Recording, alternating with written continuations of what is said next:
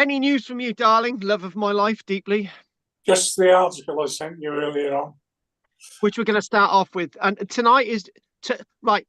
I'm going to say, last night I did the presentation in a way that I hadn't done for a while. Right, it was like I had the text in front of me, and I basically said what we're going to do. We're going to zoom in, and we're going to look at some stuff on Google. And it worked really well. They really all enjoyed it. They enjoyed it so much that we didn't finish until 10 to 10 last night, which wasn't good. Oh. So because I wanted the class to end at 9, 15 minutes it was still going. So what it gives me an opportunity, if I do it that way as I did last night, to sort of do a little bit less. But there was some bits last night that were absolutely amazing that people were saying, "Oh, that's great."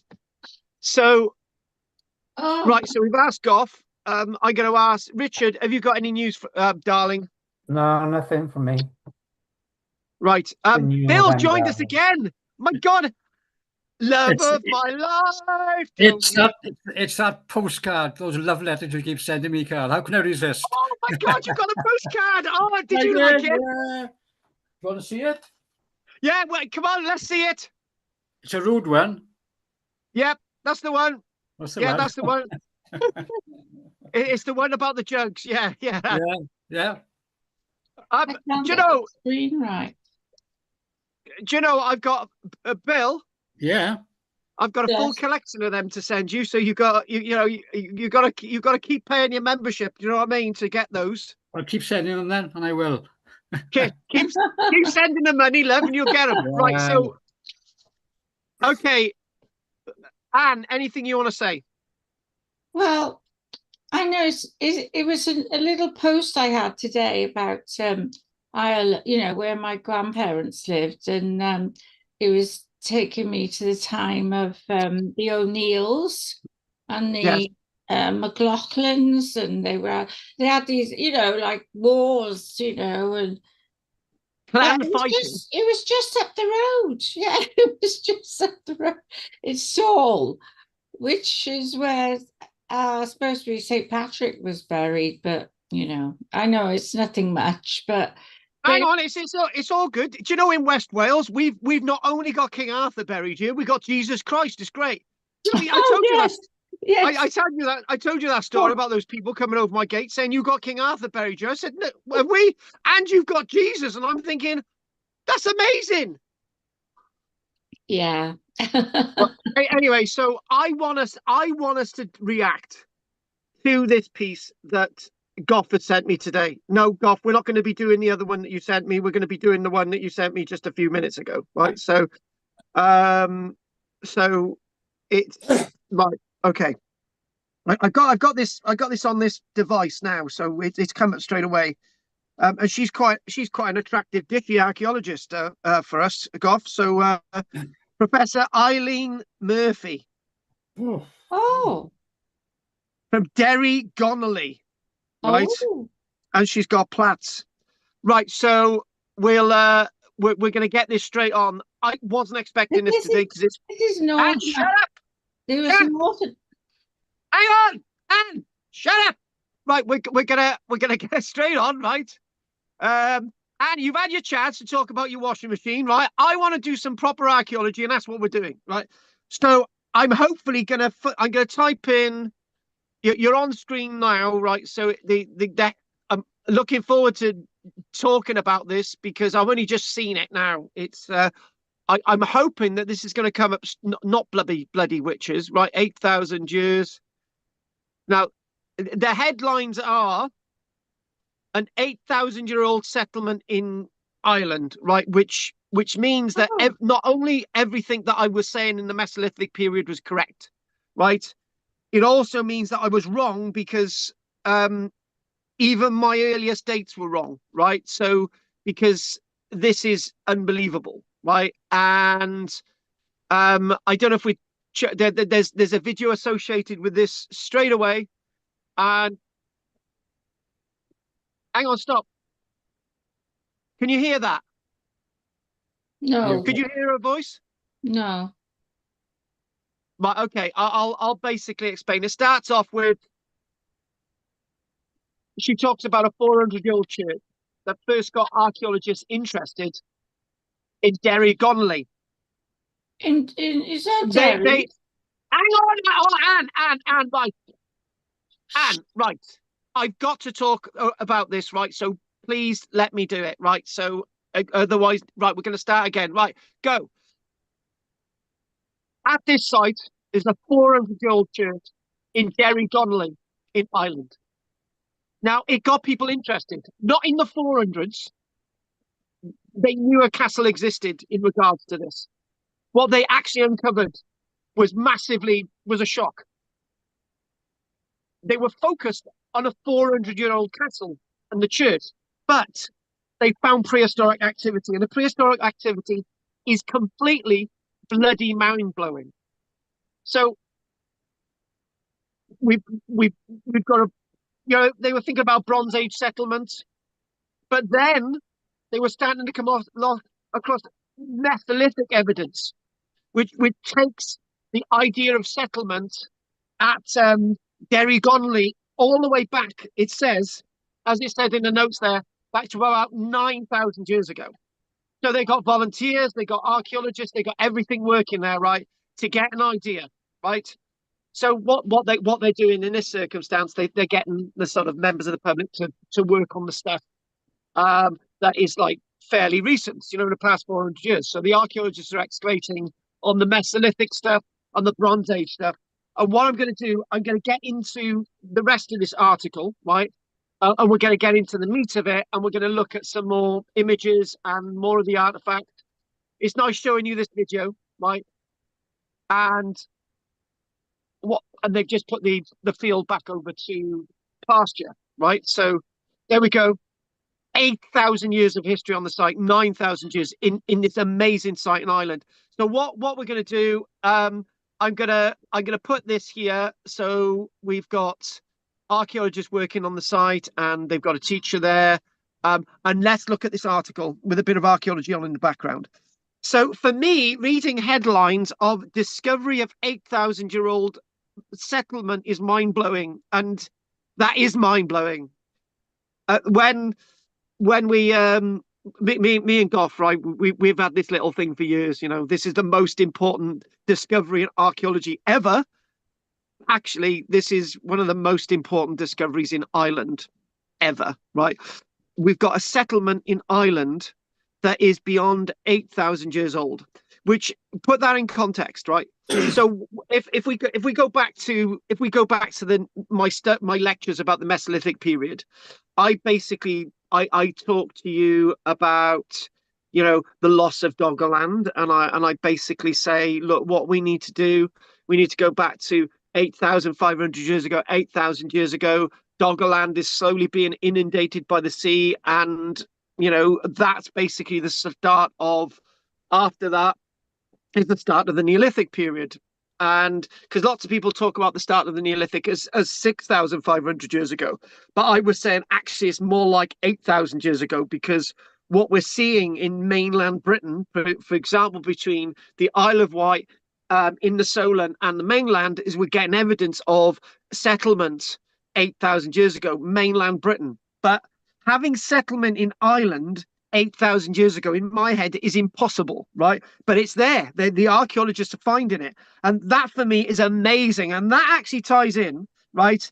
That ties in with something that I was talking about a while ago. When you look at Ireland, we've got many firsts, right? Okay, it's likely that we got the first Christian communities in the British Isles, but that's recent history, right? When you think about cremation, archaeological cremation evidence, we're finding that on the western seaboard of Ireland, right? And we're thinking, right, cremation evidence going back to 10,000 years ago. How is that possible? How are they able to get to the temperatures to how to cremate people 10,000 years ago in Ireland? How have they got settlements, and it looks like advanced agriculture between 8,000 and 9,000 years ago in Ireland? And this is mind-blowing. This is completely mind-blowing. And obviously one thing that they've got is that they're moving the boundaries. They're basically saying to children, look what we've got some of the firsts in the British Isles, and look, we've got some prehistoric pottery coming up there. You know, nice bit of a bag there, prehistoric pottery. So they're basically saying with archaeology, you never know what you're going to find, and that's really true. We've actually been able to push the date of the site itself, the site of Derry Donnelly, from 400 years ago, wanting to find the remains of a castle and church, which is relevant archaeology, which is really, really important, involving the school children. Look at that, you know, got a bit of glass, bit of pottery from 100 years ago, 200 years ago. Wow, look over there. We've got evidence from the Bronze Age. We've got evidence from the Bronze Age of 4,000 years ago. And look at this here. We've got evidence of a settlement from between 8 and 9,000 years ago. Mesolithic settlers in Ireland, you know, settlement there. That is unbelievably massive from my point of view, and it is big. When this takes me and me and Bill and Pat had a complete orgasm this one time. We went to the University of Highlands and Islands, and we went to the finds room, right? And we were lucky to find some really freshly excavated pottery from this Nessa Brodka, and this pottery itself was really early Neolithic pottery, right? And it was clay. It was basically clay pottery, right? And we could see it in the tray. Remember that, Bill? We could see that pottery, that lattice type design on the pottery, this really thick pottery in a tray. Orgasmic archaeology. And I really remember being excited by that. But being able to find that level of archaeology on a site like this in Ireland is unbelievable. So they're saying it's a lovely flat plateau river nearby, the Scillies River, it's saying, and it would have been a rich, valuable source of fish and water birds, and an ideal place for people to hunt and gather and to live, fish, settlement. So when we're looking at this pottery, obviously Bronze Age pottery, not Mesolithic pottery. I've really got to stress that. But they've got microliths. They've got these tiny flints that they're finding up on site for hunting, for involved with that sense of settlement, the sense of camps there. Camps. Wow, there you go, settlements.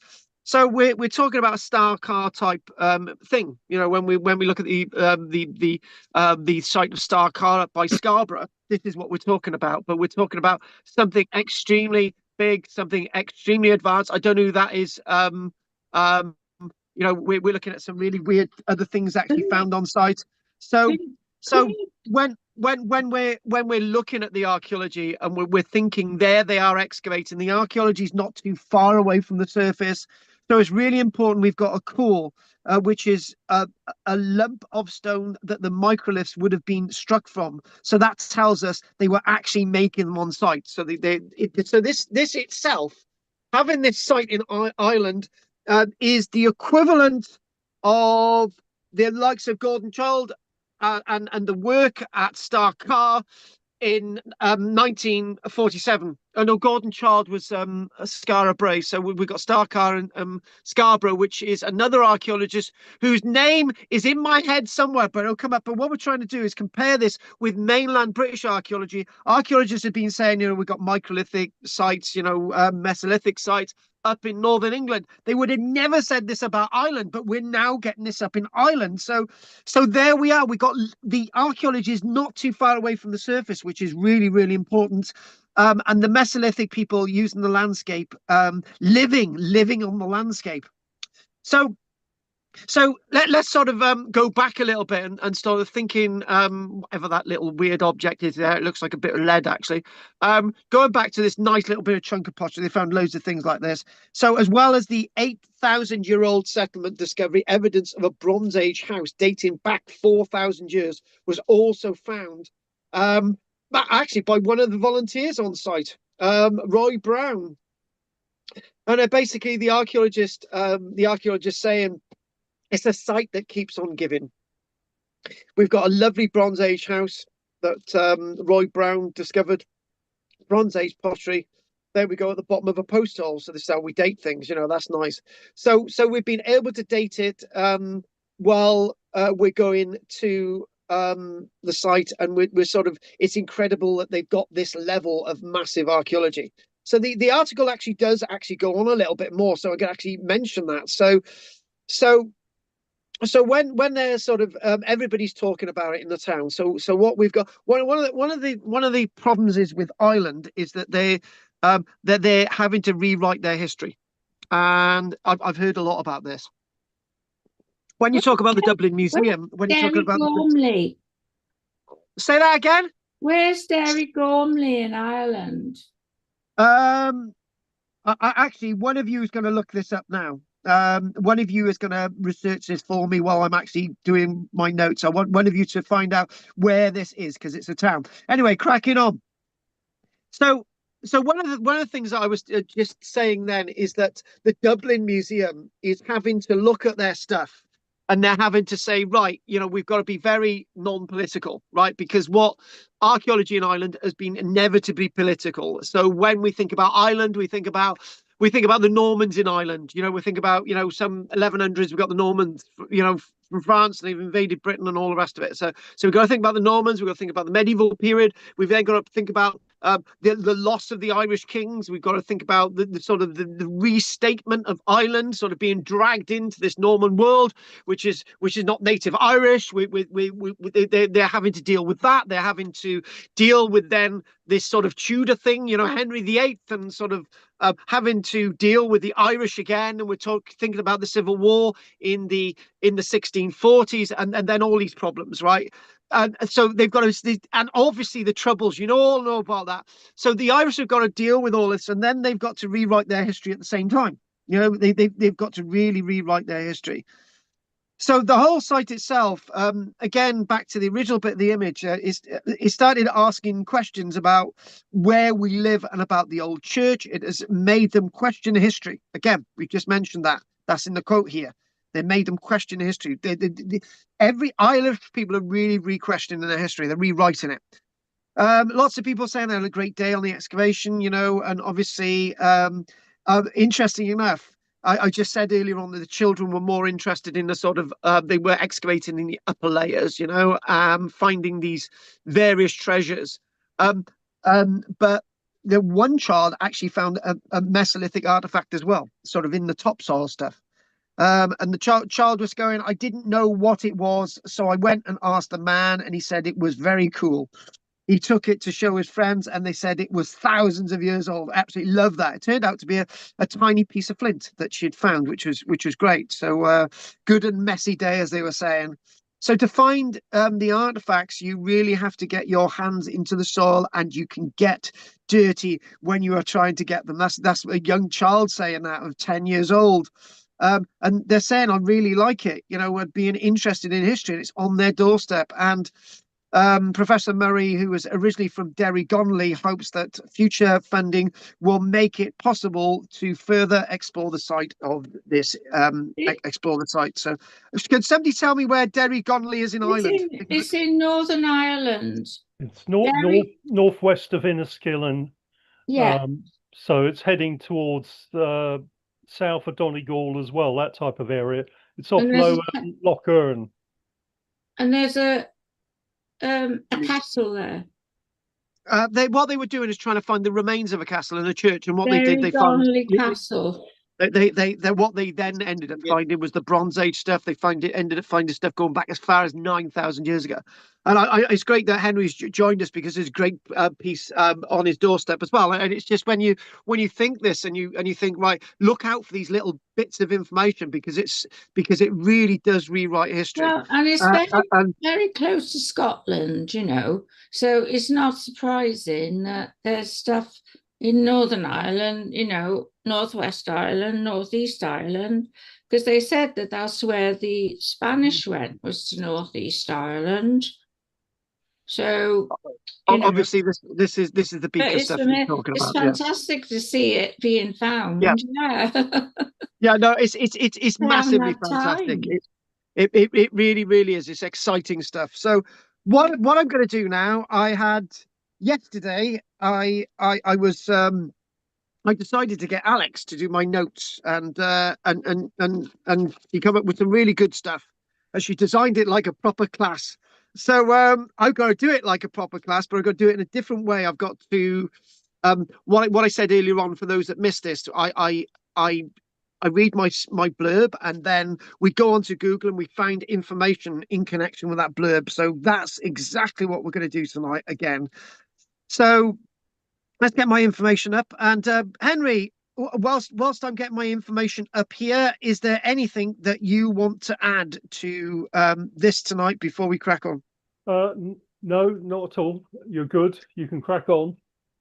Yeah, I was gonna actually warn you. Please don't give me another site in Ireland that there's been amazing discoveries like you usually do, because I think we'll just not do anything else tonight. Don't you want the Roman pot? Well, what? No. They found a Roman pot in Ireland. Yeah. No, are you having a jape with me? No. Right, no, we got to do that. We're meant to be doing the Romans, right? You've really hit it now. What am I looking for online? It's a Roman pot. I think it was Dublin area. Yeah. What's the headlines? Oh, good one. Hold on. Roman pot, Dublin. Let's just keep it simple, folks. Roman pot, Dublin. Right, is it going to come up? I've got AI.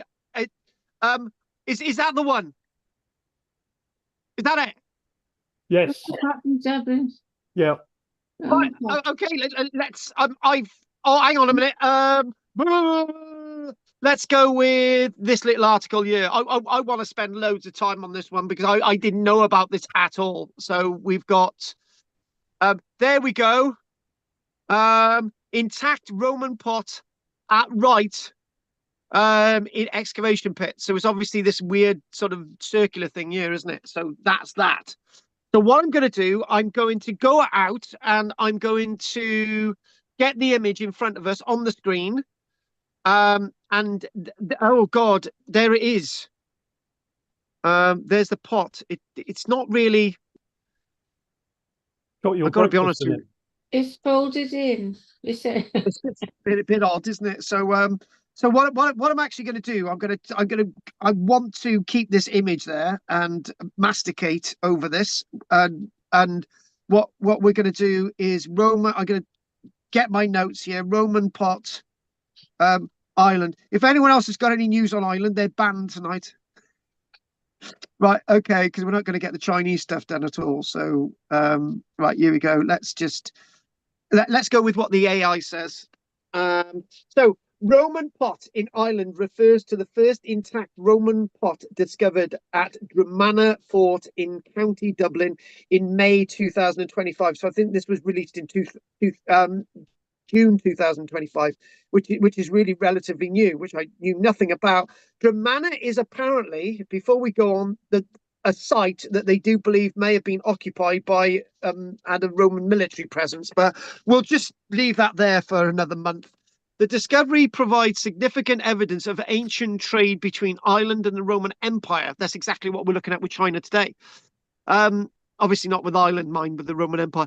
As the Roman Empire never conquered Ireland, but Roman goods and influence reached the island, including a burial network in the southeast. The pot was found alongside other artifacts and is now undergoing conservation. The location, the pot was found at the Drumana, a promontory Iron Age hill fort. So if we go back to this image, it's really nice, that. And significance as the first complete Roman pot ever found in Ireland. It is a nationally important archaeological find. Can I just put that in context? I have been looking at the archaeology of Orkney and Shetland and across most sites in Orkney and Shetland, Iron Age sites, there's Roman material, whether it's Saminware, whether it's brooches, whether it's statues of Lloyd George, it's there. But to find something really intact like this is incredibly rare. And in fact, in all the years I've been excavating and working on Roman sites, the only stuff that I've ever found intact is Roman coins. And Can I say something? No, you can't. Go for it. The pot is damaged. It's not intact, if that's what they mean. And it looks like nothing like that. The one you've looked at previously was black, and it's odd shape. There's nothing there which suggests that's the same thing, same pot. no. Well, that's what they're saying. Where? That one there. No, there's nothing like that black image earlier. Nothing like it. It isn't like it at all. Sometimes when you get things like this, I've got to run with it, and I was a bit suspicious then. So we'll go with this being the actual artifact, as in the press thing, and not the thing that we just seen, which was nothing like it. Which I'm glad you questioned that. I really am. So this is the pot. So it's upturned. It's inverted. So the discovery supports previous evidence of significant commercial contact between Ireland and the Roman world, and it keeps going that Rome never settled Ireland. Now, there's a point to be said here that there's a danger with people getting obsessed with there's no Roman settlement in Ireland, right? That's dangerous, because so what if there's a Roman settlement in Ireland? But then it gets political. It's like, oh, the Romans never ever came to Ireland. We can't have that. So if there's maybe a Roman settlement in the southeast, that I wouldn't say that there was a problem, because we've got lots of burial evidence in southeast. This is Dublin, also Central East. So the excavation also uncovered other Roman era items, such as a glass bead, glass beads actually, game pieces, and a bone comb. So the pot has been sent to the National Museum of Ireland to be cleaned, conserved, and analysed. And do you know what we're going to do? What is this then? Because this is nothing like that. Well, It's it is. upside down. If you look at it, if you spin it on its head, what you were looking at in the pit was upside down. Yeah. But there's one point with it, right? The colour's totally wrong. No, well, colour's got nothing to do with it, because there's another one there, whatever it is. Actually, to be honest with you, right, that one on the left looks Roman as well. Yeah. Right. I'm sorry, this is very controversial, right? And maybe what we should do is come back to this again. And there's some really great images which I've got here. And there's what else have we got? We've got here we go. There's more stuff about this. You've got a Roman dice there, Roman era dice, and this is from British Archaeological Jobs Resource. There's the excavation there as they're excavating there. So what we're going to do, right? I don't want to break my enthusiasm for this Roman find in Ireland. Maybe we could come across a little bit more in the future, right? And that's definitely not been found at Dramana. But this is the problem. Right? Can I give you a little bit of idea on research on the internet, right? That says that's to do with Dramana. It's not. There was not found in Dramana. There's definitely not found. I think this example was found up north somewhere in England, right? I have actually nearly come a cropper in my research. So when it's down to the line, folks, and I'm thinking I haven't got enough images, right? I go online and think, oh, I'll have that image, right? And then as I'm just putting it in, there's something not quite right about that, because when we did the Trajan's column lecture, right? I put an image in at the end, and I said that's Trajan's column, right? And as I'm saying, I say, oh no, this is not. This is the column of Marcus Aurelius. But when I took it off the internet, it said the image that I had was actually Trajan's column. It wasn't. It was the column of Marcus Aurelius, right? So you've got to be very careful on your research. And Bill's just pointed out, let's get perspective and let's crack on. So what I want us to do is we are tonight going to visit Han, China, right? The Han dynasty in China. This is absolutely fascinating. In fact, I've got to thank Alex again. It was like, she set her out so well that it's meant that I've got to do another lecture next week on this, right? The Han dynasty is contemporary with the Roman world. So the 400 years of the Han dynasty takes us to the best and the good of the Roman world. So I really struggled putting something over last night, and I'm just going to try and see if I can do it tonight. It's to do with the comparison of Chinese civilization and Roman civilization. And with this, if everybody can hold their horses and not interrupt, that would be really, really sound. But before I actually get onto that, I've got to talk a little bit of the Han dynasty. Now, they really, really loved it last night, but as I say, it went over far, far too long. It went over by 50 minutes last night. So, Pat, we're not going to go to 10 to 10. I don't want to go to 10 to 10. I got animals to see too. So, welcome everyone. Today, we're going far east to ancient China. Well, nearly as far as you can go if you want to include Japan, but and exploring the archaeology of a vast civilization that flourished contemporary during a time when Rome was also at its height. So the Han Dynasty fell apart by 220 years, AD 220, right? And so when we talk about AD 220, that's around the time that the Roman Empire's on decline. Some people say that the Roman Empire is on a decline by the reign of Commodus, Emperor Commodus in AD 180, right? After the death of the great Marcus Aurelius, mentioned him twice, right? But we do have Septimus Severus, the Roman emperor who died at York, who died in 211, but his son took over then, Caracalla, and the Roman Empire turned into a bog bath, right? So that could spiritually be seen as the decline of the Roman Empire in the West. But there's a point there. When the Roman Empire collapses in 476, there is no other Roman Empire in the West, right?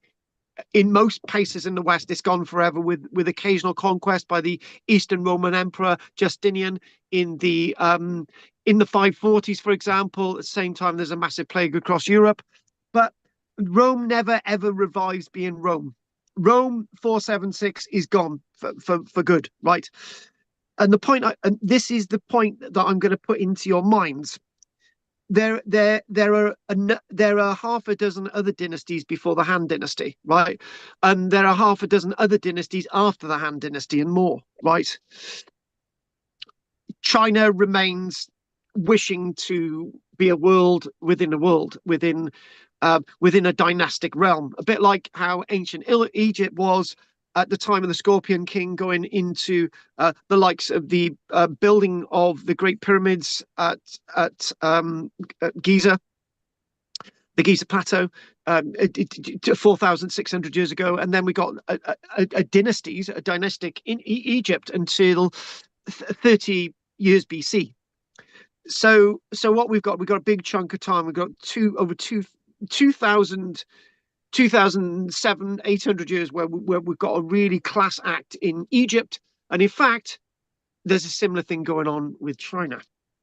Now, the other thing I want to put into your minds, and I've got to take a note about this. So I got to write dynasty.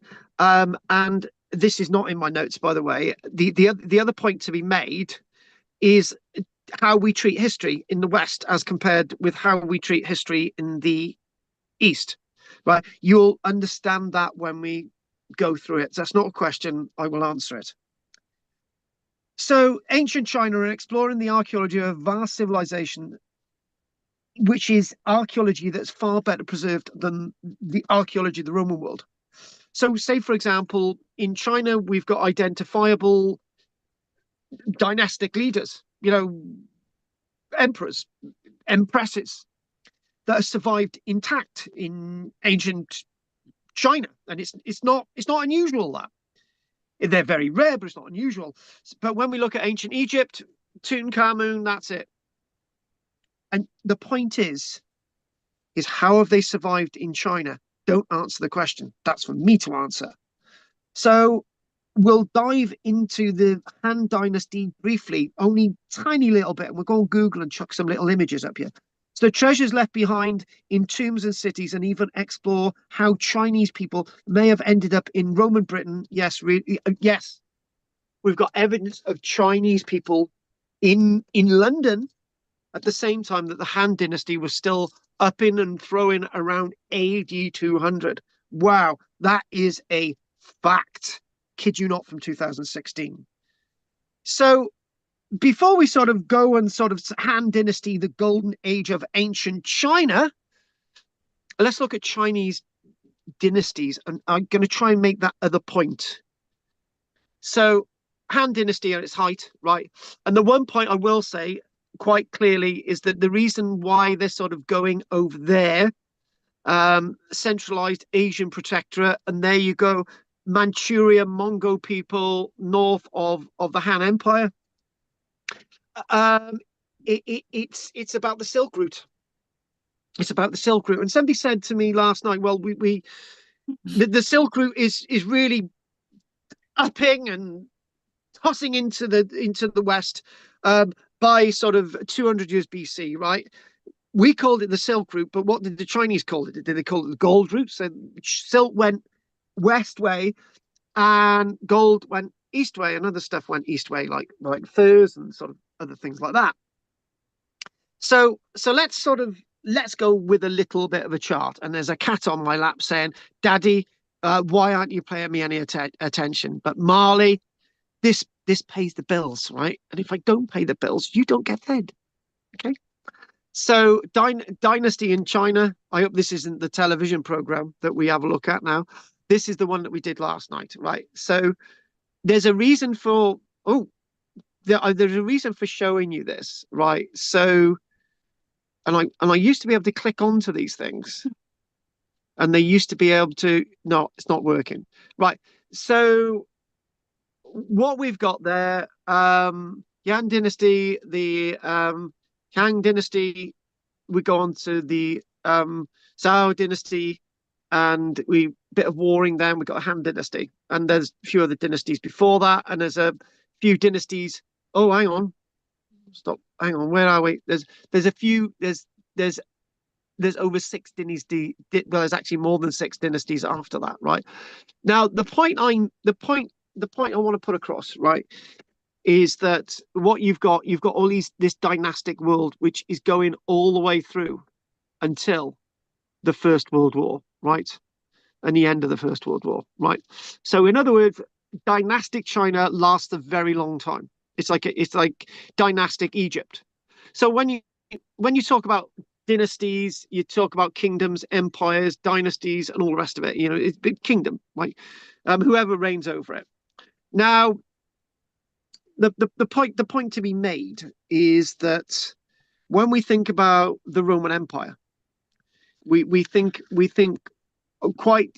quite sincerely about the date 753 BC, right, which is the beginning of the Roman world. 753 BC, and then the Roman world in the west goes to AD 476, right? So we've got a long period of time there. However, before the Roman Empire, or before the Roman, it didn't start off as an empire to begin with. It started off as sort of a group of people in a few huts and on some of the hills at Rome, and then they basically expanded, as we know, and they become kingdoms, and there were dictatorships, and then there was a republic, and then there was an empire, and then suddenly AD 476, Rome is not forever, other than a few bits when sort of the Eastern Roman Empire sort of captured it and then lost it again. So AD 476 was the end, right? There was nothing to replace it, and so on, right? And that is exactly the point. So where in ancient Egypt, where one dynasty goes, like the Han Dynasty, and then you've got the 3 kingdoms, and then you got the In Dynasty, and then you've got sort of other dynastic periods. You see Dynasty, the Han Dynasty. Then you've got 5 dynasties. There you go, Song Dynasty, the Han Dynasty, and so Ming China. There we go. It's all there. So what I'm getting at is that why is it in China that they seem to keep that sense of ownership of the landscape? They seem to keep their ideal of sense and sensibilities going. They're warring and fighting, but there's another dynasty. Warring and fighting, there's another dynasty. There's another rulers under a different family, right? It's that stability. How is it China has kept this stability? And you don't need to argue with me on this one, that the modern day communistic state is just an extension of these dynasties. And what I actually mean by that is that you don't see the Chinese blowing up their history and destroying it like we've done in Britain, or we've done, or people have done in Syria, right? Henry VIII, look at all the monasteries and abbeys he destroyed. They didn't do that in China. They may have destroyed a few bits and pieces here, but their history remained integral to their identity throughout time, right? Why is it in the West we have done things so differently? Why is Western archaeology very different in the way of a sense of preservation? Why is it so different if we compare it with China? Why is it so different if we compare it with India, for example?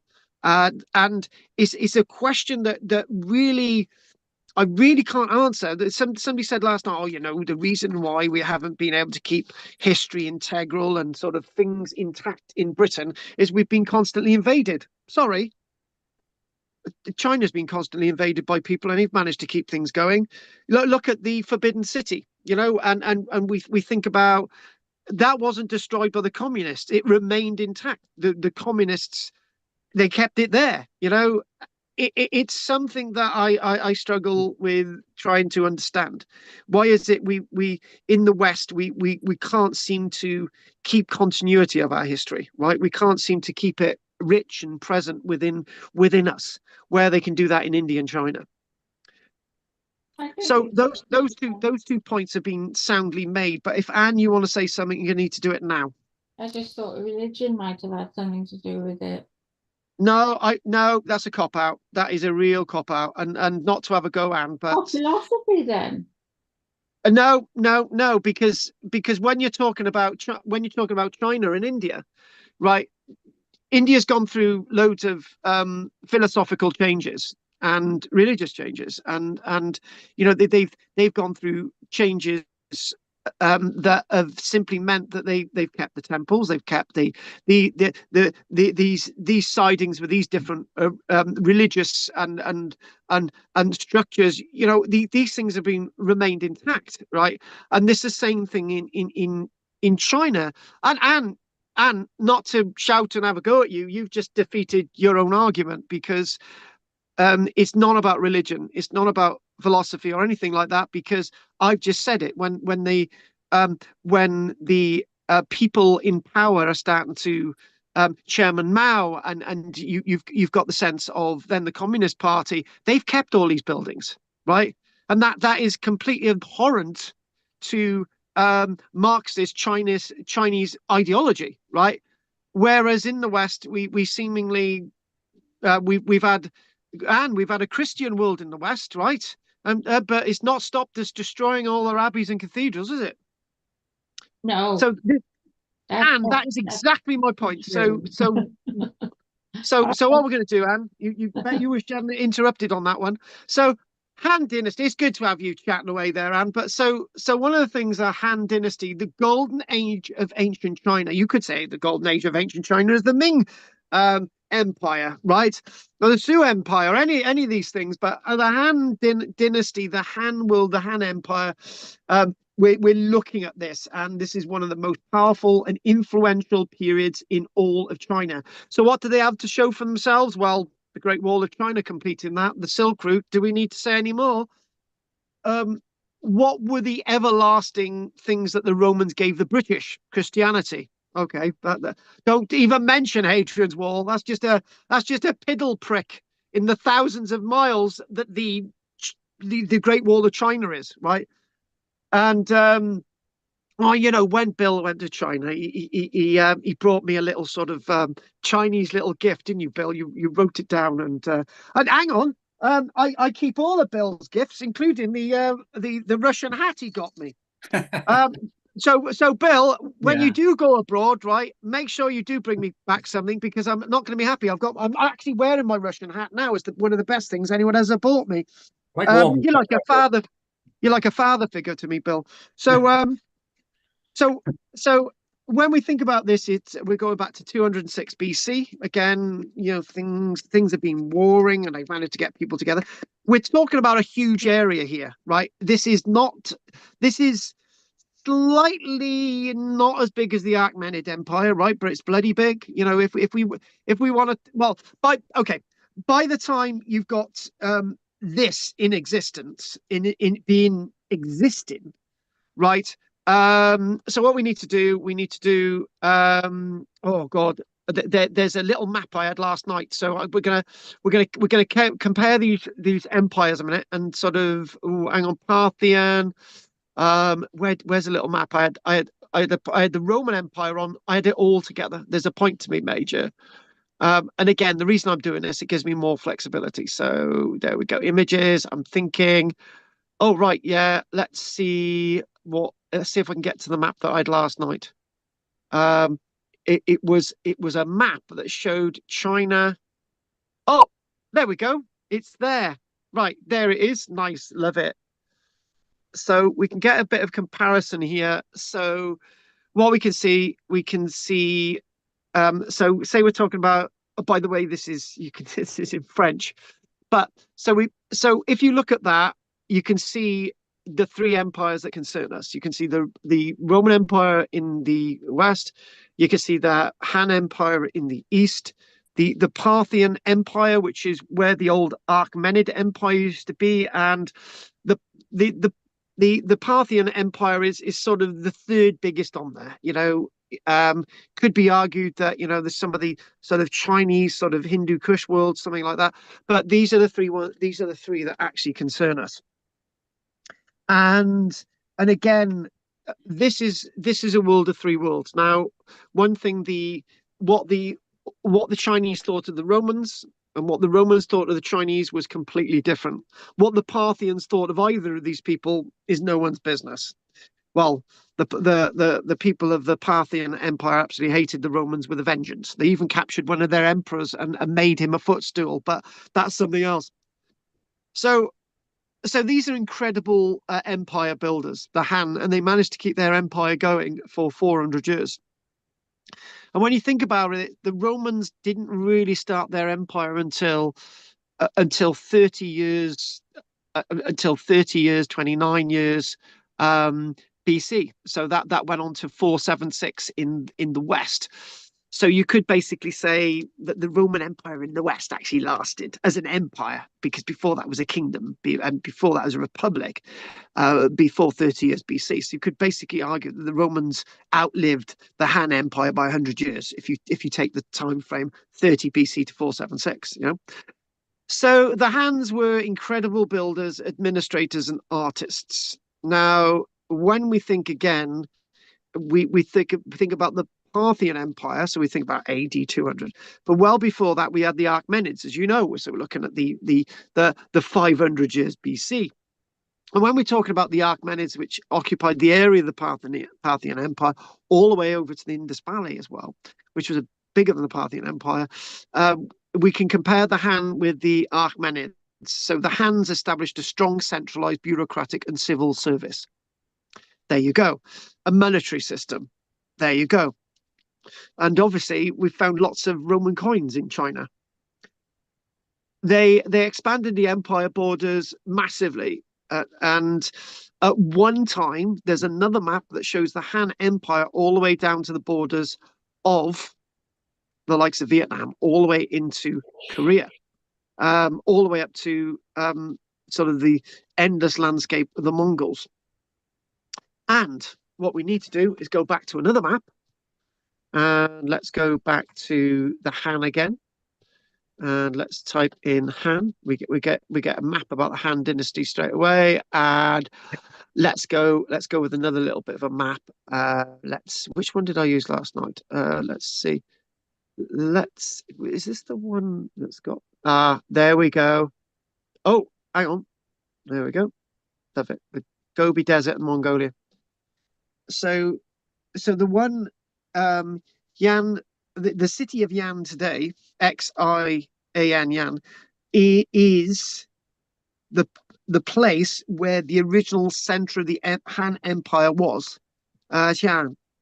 So where Xian is there, that is the old name for the Han Empire's principal city. And there's another bit of a comparison here. If we want to think about sort of not Persepolis, but we think about Baghdad, and we think about Rome, and we think about Xi'an. These three cities were the biggest cities on the planet, right? Well, actually, somebody just hit me on the back of the neck and said, actually, that's not completely true if you want to compare that with the likes of Mexico City, Tejijan, in regards to earlier civilizations in Central America. But these three in the Western and Eastern world, excluding Central America, these were the three big cities on the planet. And they happen to be related to three great empires. So the biggest, what we've got there is the Great Wall of China. Now, we actually don't have a full map of the Great Wall of China. It's I think 15,000 miles long. It's huge, right? So it waves this. It goes all over the place. If you add it all together, it's about 15,000 miles long. And they completed this Great Wall against the Mongoloid nomadic tribes from the north. And what I did last night. So what we're going to do, we're going to look at one tomb, right? And you're gonna visit the Lady Dai of the Han Empire, somebody known as Hiju. So I gotta say things in Chinese really quick because they're not to be said slowly. Hiju. So Bless you. yeah, well, no, that's her name. She's Lady. Oh, we'll call her Lady Di, okay? Don't you take the mickey out of my pronunciation of Chinese people. Or we could start talking about people from Norway in a North Walian accent. That was really bad. I didn't even know where I went then. I had an audition today, and that was a bit weird. Oh, there we go. It's come up straight away. So we've got a mummy. Let's type in how you spell this on the board, right? So and this is the Lady Di of the Han Empire, right? Before we see this image, right, this is the best preserved mummy ever found on the planet. In fact, it's so well preserved that I say something that I wasn't comfortable saying last night, but I'm going to say it again tonight. And I'm gonna this is the mummy of Lady Di. This body is over 2,000 years old.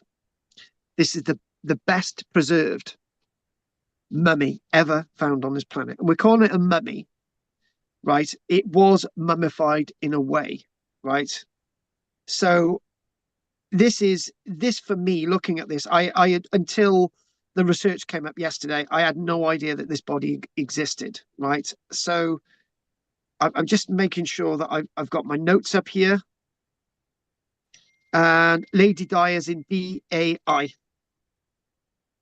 So we're just going to get my notes up here. And here we go. All the information's here. And what we did last night, we found some really nice sort of images as we're going through. So the comment that I made last night, right, was that my grandmother made it to 102, right? And her skin was very similar to this lady's skin, except my grandmother was 102. This body is over 2,000 years old, and remarkably, it was found in 1971, and the Chinese managed to preserve the body in such a state, right, that it's still as good as the day that it was placed into the ground, right? So the body itself dates from the year 168 BC. And my opening notes about this body, and we're going to keep this online, and they show the body respect, covering up her breasts and her privates.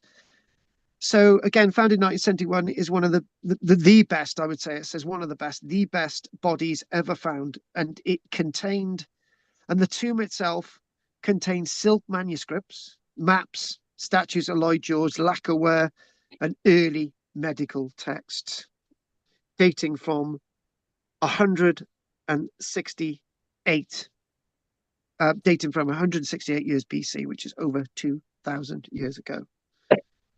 So Gigi, the Lady Dai of the Han Dynasty, was a Chinese noblewoman of extreme wealth. And she was married to a gentleman who was not preserved as well as her. She was found inside of a massive tomb complex in Maorede in China. Her body and burial site offered an unprecedented look into the life and funerary customs of ancient Chinese elites. She is considered the best preserved human mummy in history. Absolutely unbelievable. So what I did last night, I basically I thought, right, what we're going to do, we're going to scroll through these images, and one of these images, if I could, oh, by the way, this itself is one of the coffins that she was actually buried in. So it's buried in a sarcophagus, and the sarcophagus actually had a liquid in it that suspended the body in animation. This is something out of a sci-fi movie. So if anyone's planning on dying next week, get yourself preserved in a coffin in liquid, right? And they'll revive you in 2,000 years, maybe, or maybe not. All the stuff that you're actually seeing on this image is unbelievable. And what I said to people last night, I basically said that we're going to come back to this next week and sort of give you a little bit more detail, right? That's a promise. So there was there was a reconstruction. Oh, that'll be the one. And what you can see, she was preserved in these sarcophagi. It was watertight, right? And there was an image that I showed them. Oh, there it is. I'm loving it. I remember this. I got really, really turned on by this last night. I really, really did. I tell you what, I'm easily pleased. A woman comes into my life just showing me some images like this. I stay off her and I just look at these images all night. This reminds me of something I told you a few weeks ago when we launched Archaeology World Report. I hired a professional artist, and I basically said, "Can you draw reconstructed drawings for the magazine?" And for the first two editions, that's what we did in Archaeology World Report until Current Archaeology came out, and that was the end of that. But I love reconstructed drawings like this, and it's I think this is a National Geographic reconstructed drawing, and she was buried in 4 lacquered sarcophagi, and then she was basically buried in like a barrel, and then her body was perfectly preserved. So Zhezhi was the wife of Li Han, the Marquis of Dai, and the Marquis of Dai. This is why she's called Lady Dai, right? Her husband was called Marquis of Dai, and Chancellor of the of a sub kingdom within the Han world, the Chashang kingdom. And she died 168 years BC at the age, some say, of 50. But she had a really bad diet. You know, she was very rich and she had a really, really bad diet. An autopsy revealed. Should we go back to the body? But before we go back to the body, you can see all these dolls. She was buried with all these dolls. She was buried with a massive amount of artifacts. In fact, she was buried with 1,400 artifacts. Absolutely unbelievable. So if we go back to the body as well, and when you look at the body again, can I get one without that on it? Let's just have a quick look. Let's have a quick look if I can get one. Maybe we could just compare her face. Yeah, that'll do. That's sort of a reconstruction of what she looked like. So an autopsy revealed she died of a heart attack, likely brought on by an indulgent lifestyle. So Anne, keep away from those after eights, or otherwise it'll happen to you. You want to get to your 50th birthday, Anne? Keep off the after the eights. Health. Medical examination showed that she suffered from obesity, high blood pressure, diabetes, high cholesterol, gallstones, and liver disease. It's a wonder that they didn't actually find parasites in the system, but they And did. I had gallstones when I was 55. Oh, tell us all about it, Anne. Tell us No, all about it, Anne. No, Phil. No, no, no. no. Right. No, Anne. No, no. Right. So basically, what they also found was that they found some beautiful silk. They really, really did. And you know, and this is basically you could now the other thing as well is right. The other thing as well is now a point that I made last night was that the way the Chinese treats their archaeology is 1 billion% better than ours, right? So they found this. They found this. They had a development, and they actually found this body when they were building an air raid shelter in 1971. So what they then did, they said, "Oh, forget the air raid shelter. We'll build a museum over the site," and that's what they did. This is what I mean. When the Chinese find something amazing, they build a museum over the site. So, if we want to compare this with Must Farm, which was one of the greatest Bronze Age discoveries in Britain, in Peterborough, right, a perfectly preserved village. Well, they just packed it all off in boxes, left most of it there, and it decayed in the ground. This is how we treat archaeology in this country. But if that was found in China, they would have built a museum over the site, and we'd all be able to see it in situ, right?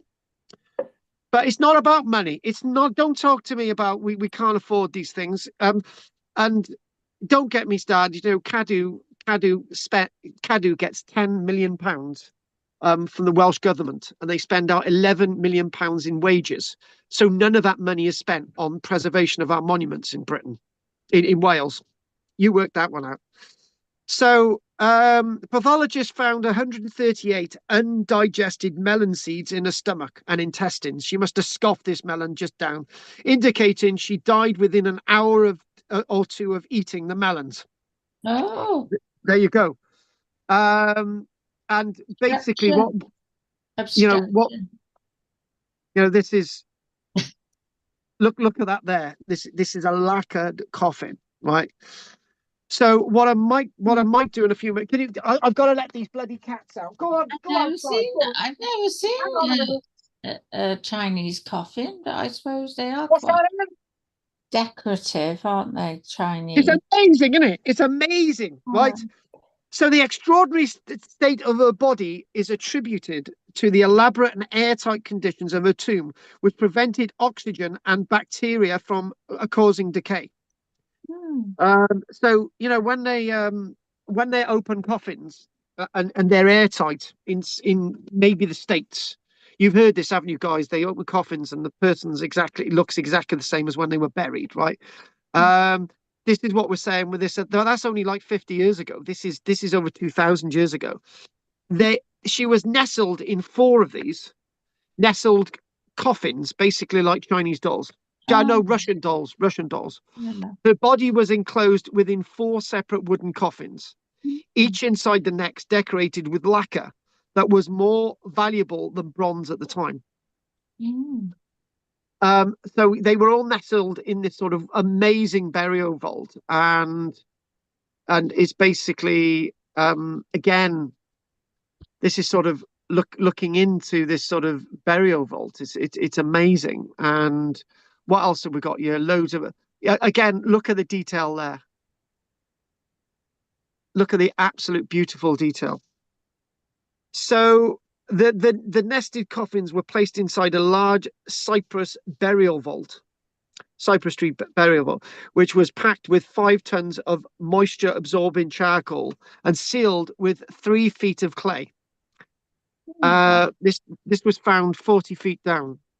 So layered silks and mysterious liquid. This is the point. Layered silk. She was layered in silks and the mysterious liquid. Yiju's body was wrapped in 20 layers of silk and submerged in 20 liters of a mysterious, mildly acidic red liquid that contained magnesium. So basically, it's obviously the magnesium is sort of the basing agent in there. The conditions of the body, basically back to the body again, right? It's back to the body. Let's have another little look. Back to the body. And there's an illustration of her on the right as well, with her gang. Mhm. So the condition of the body, when they discovered her, skin was still soft and elastic. Her hair and eyelashes were intact, and her joints were still flexible. Oh. Once exposed to oxygen, however, her body began to deteriorate, but they decided to save it.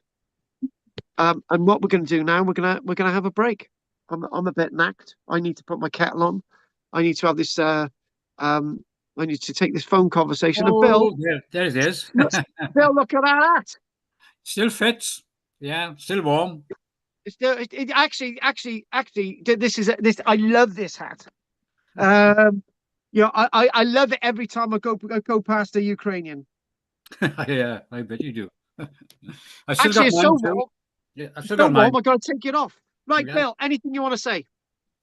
No, I just wonder what the liquid is, because in modern day preservation Formaldehyde. techniques, it would be from formaldehyde, yeah. But obviously that must be the equivalent of Wouldn't be formaldehyde, whatever it was. formaldehyde. So they must have analysed the liquid. They must have, to find out what it Um, was. It was in 1971, so there must be some liquid left. I haven't found any notes on that, but maybe that they have analysed it. Maybe that could be a question I could answer next week. Liquid, Fusion. Right. Okay. I'll look at that. Could be sake. And not going to be What, sake. one Anything else, Bill? one further observation, Carl.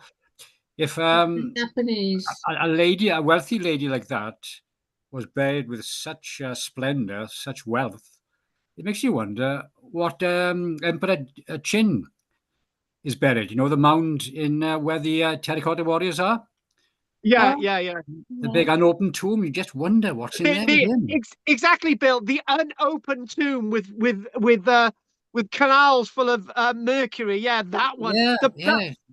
Bill, that is my point.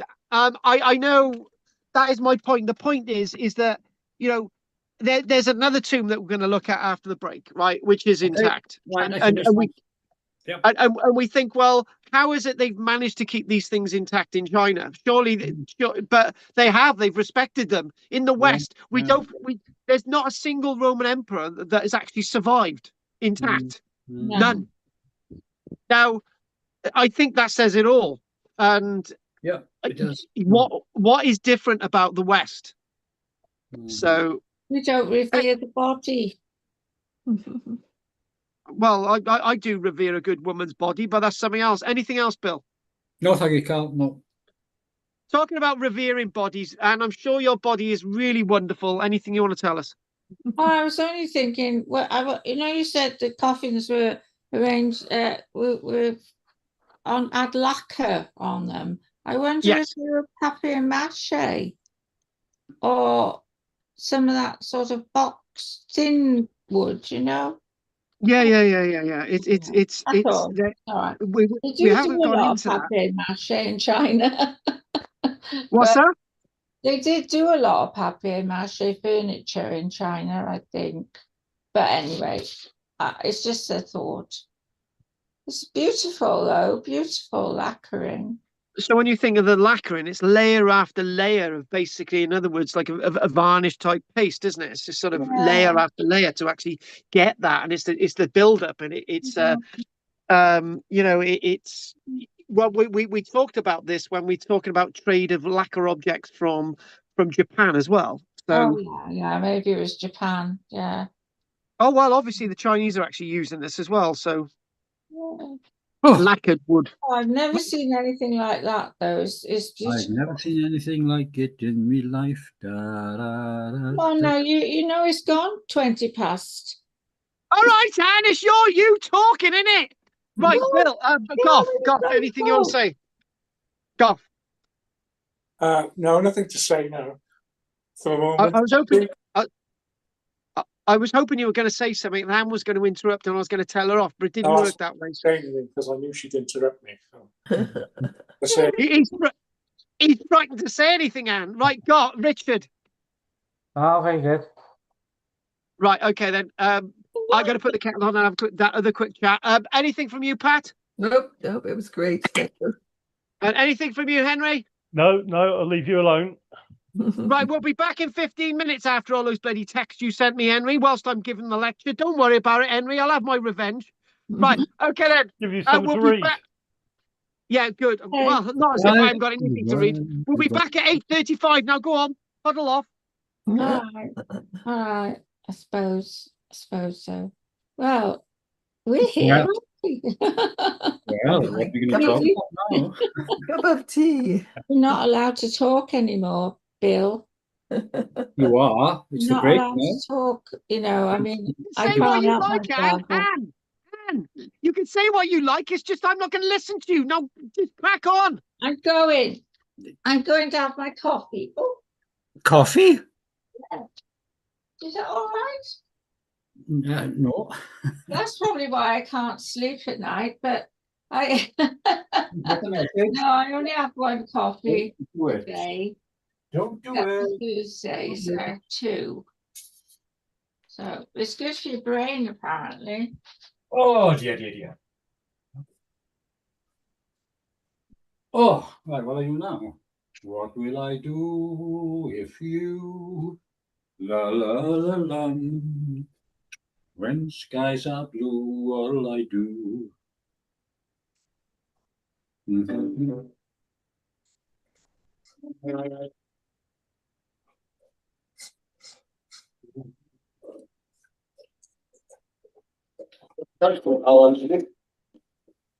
Oh, no. Unlike the Egyptian statues, it's important not because of its beauty or magnificence, but because of the story of its written inscription, its information.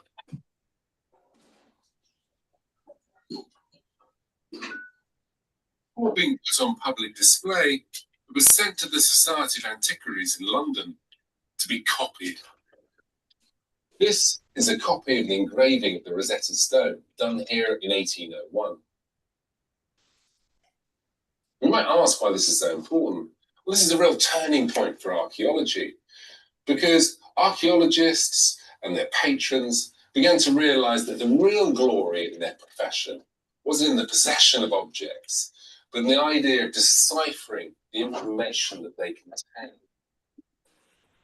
From this letter, we know that 4 plaster cast copies were made of the stone and distributed to 4 universities: Oxford, Cambridge, Edinburgh, and Dublin.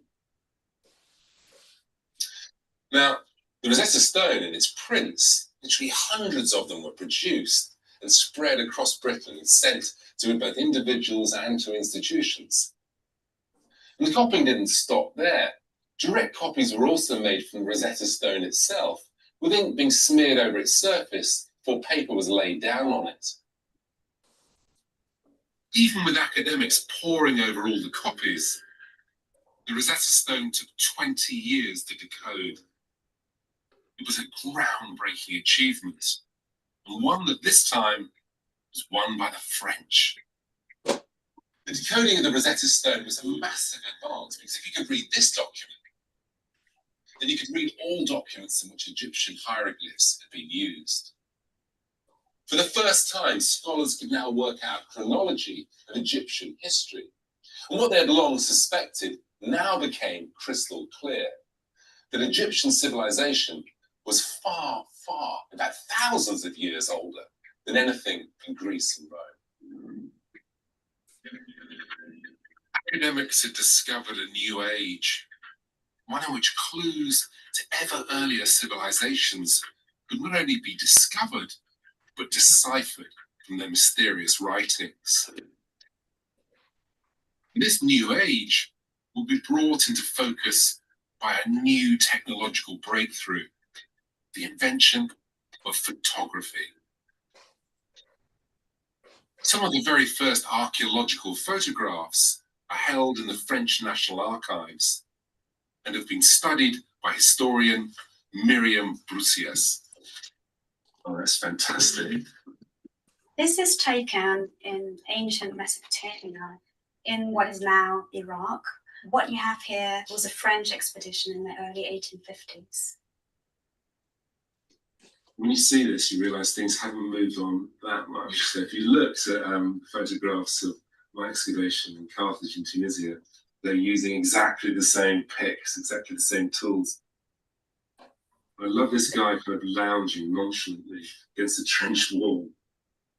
Photography represented a whole new way to record finds in context, as well as providing perfect reproductions for study, especially when finds themselves sometimes went astray. Talking about reproduction and reproducibility, it's rather important with this one because what we see here on the photograph actually got lost on the way to France. Quite a few boxes, but I think we're talking about hundreds actually, got lost in the river. And so all we have now is the photograph of some of these objects. And you can still see archaeologists working with these photographs as proxies and reproducing them. And people can actually work with this material. It's wonderful. I really want it. Here's some cylinders and some tablets. Also have photographs where you can actually see the script of the tablet. And these photographs would be sent to scholars who were then about to decipher the script because nobody could actually read what was on the clay tablets.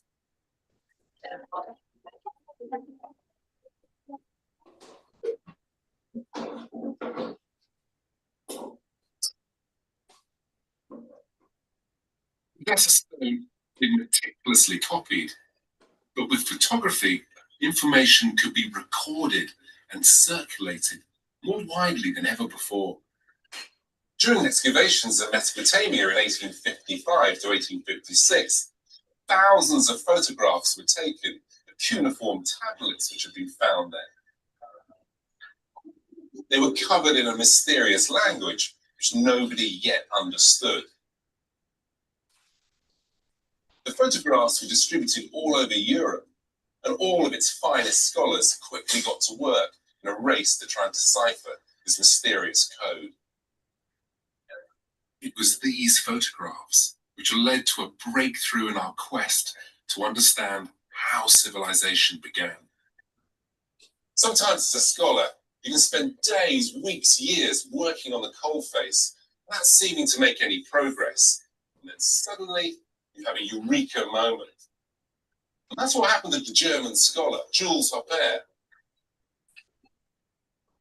One day he was reading one of these cuneiform tablets and he came across the word Sumer. Oh. And he realized that that must be the place where this mysterious language had come from. And in fact, the Sumerians were the people that had invented writing in the first place. The discovery of the Sumerians pushed back the dawn of civilization by several thousand years. It seemed that civilization went back even further than Egypt, deep into the Middle East, when people began to create the first written records. There was another question that remained unanswered. Was Mesopotamia the single root of human civilization, or just one branch in something more complex? For a few radical thinkers, the answer to that lay not in the old world, but much, much further afield.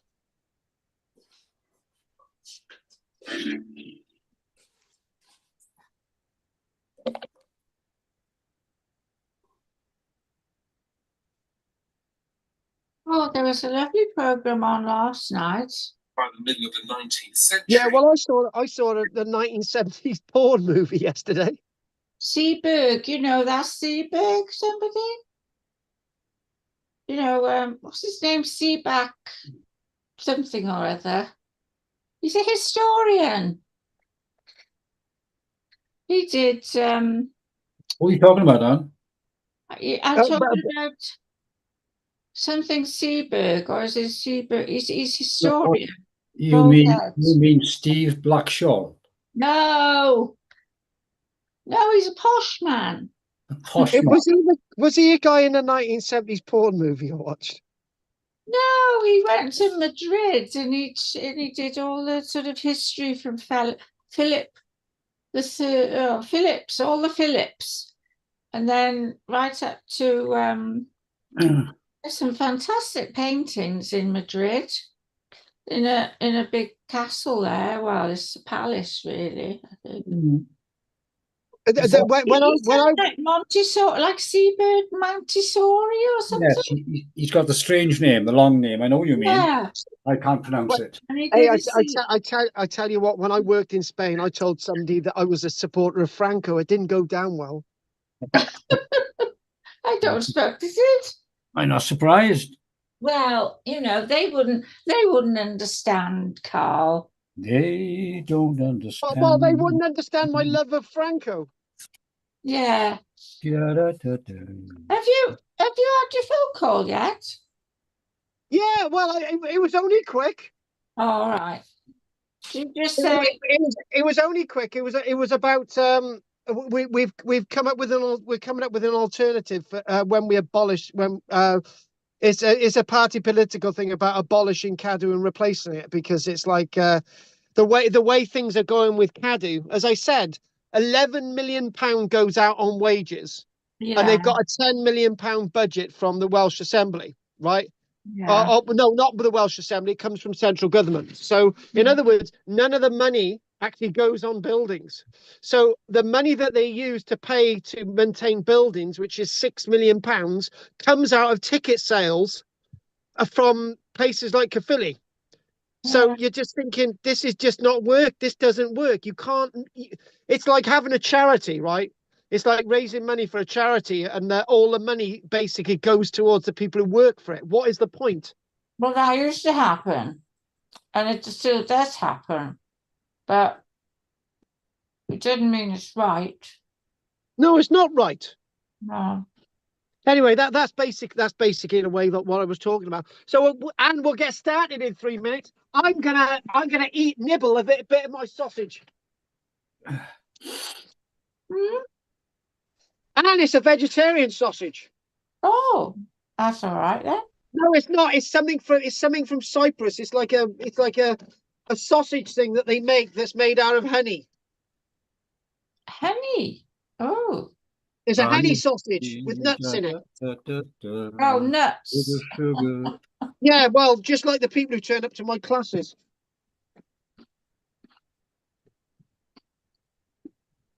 It doesn't do any good being vegetarian. I think it is. It's good for my sex life. Oh. Don't ask, Anne. Don't ask. Let's get on with it. Oh.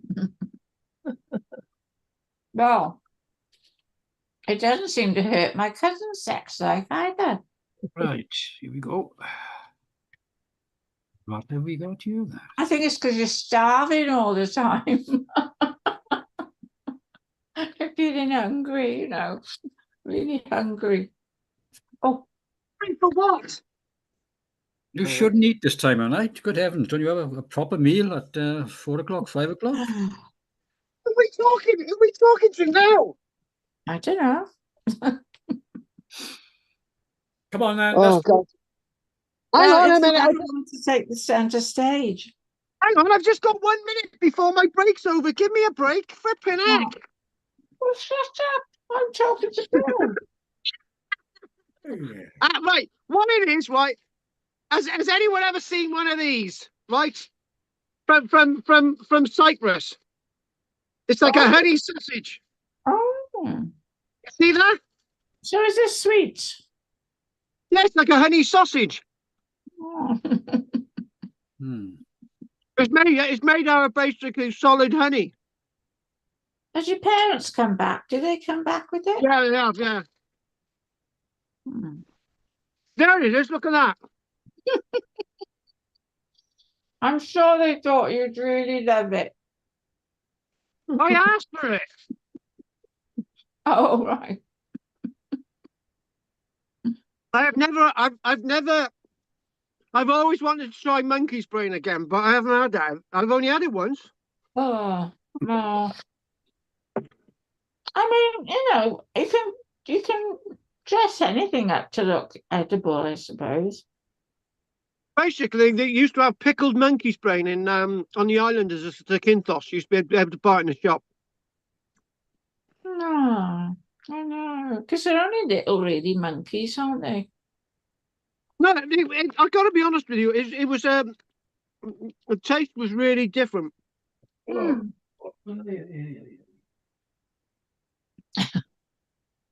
Oh well. I can't think of the words, I can't think of any well-known phrases or sayings Well, to I'm gonna get the next bit of on that. I'm losing my vocabulary. Don't worry about it. You didn't have much to start off with them. Exactly.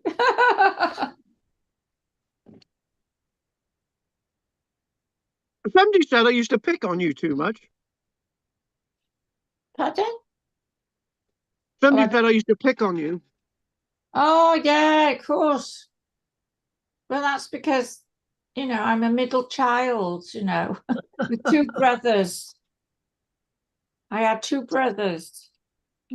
No, actually, my little brother never picked on me. Just shut up. I picked on them. Doc doesn't want to hear it. I don't want to hear it.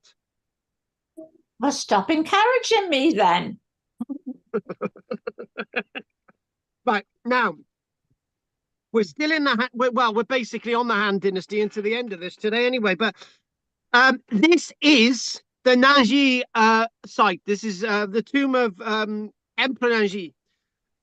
And this was found in Jiangsu province.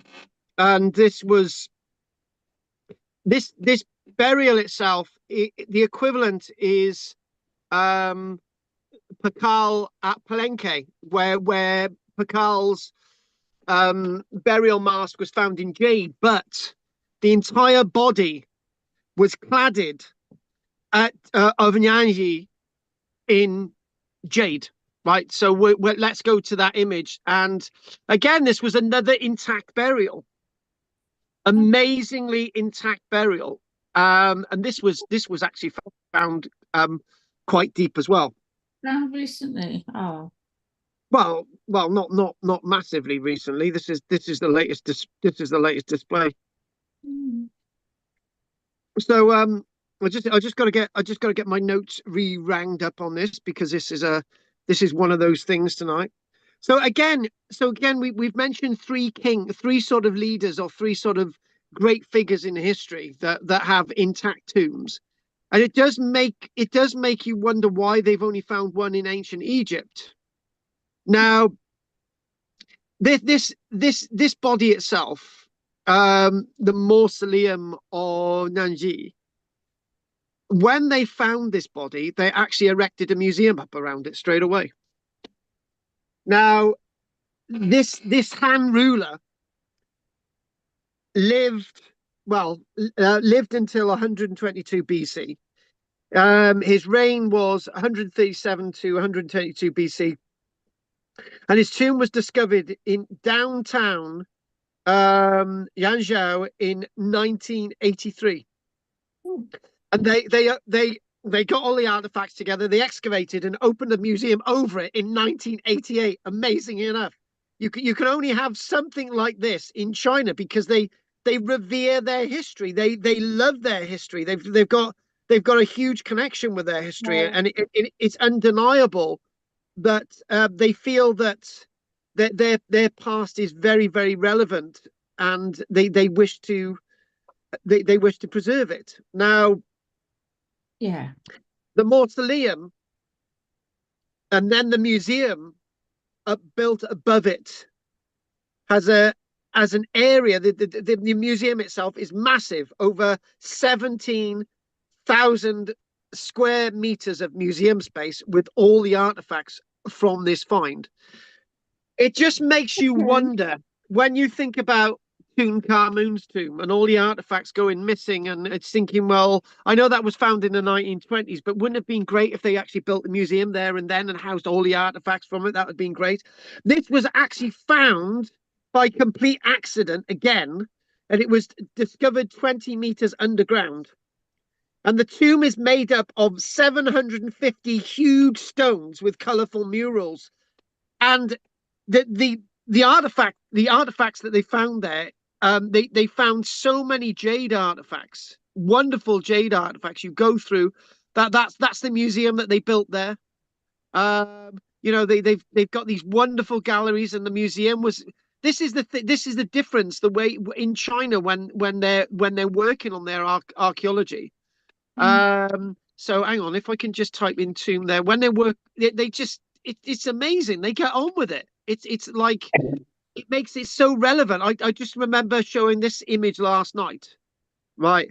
And this is going down into the tomb, and there it is. It's almost as if we're scared of displaying and preserving our past. You know, we got all these planning things in the way. Over 1,000 pieces of cultural relics, bronzeware, terracotta ware, you know, this representing various traces of Chinese culture from the south and across the land.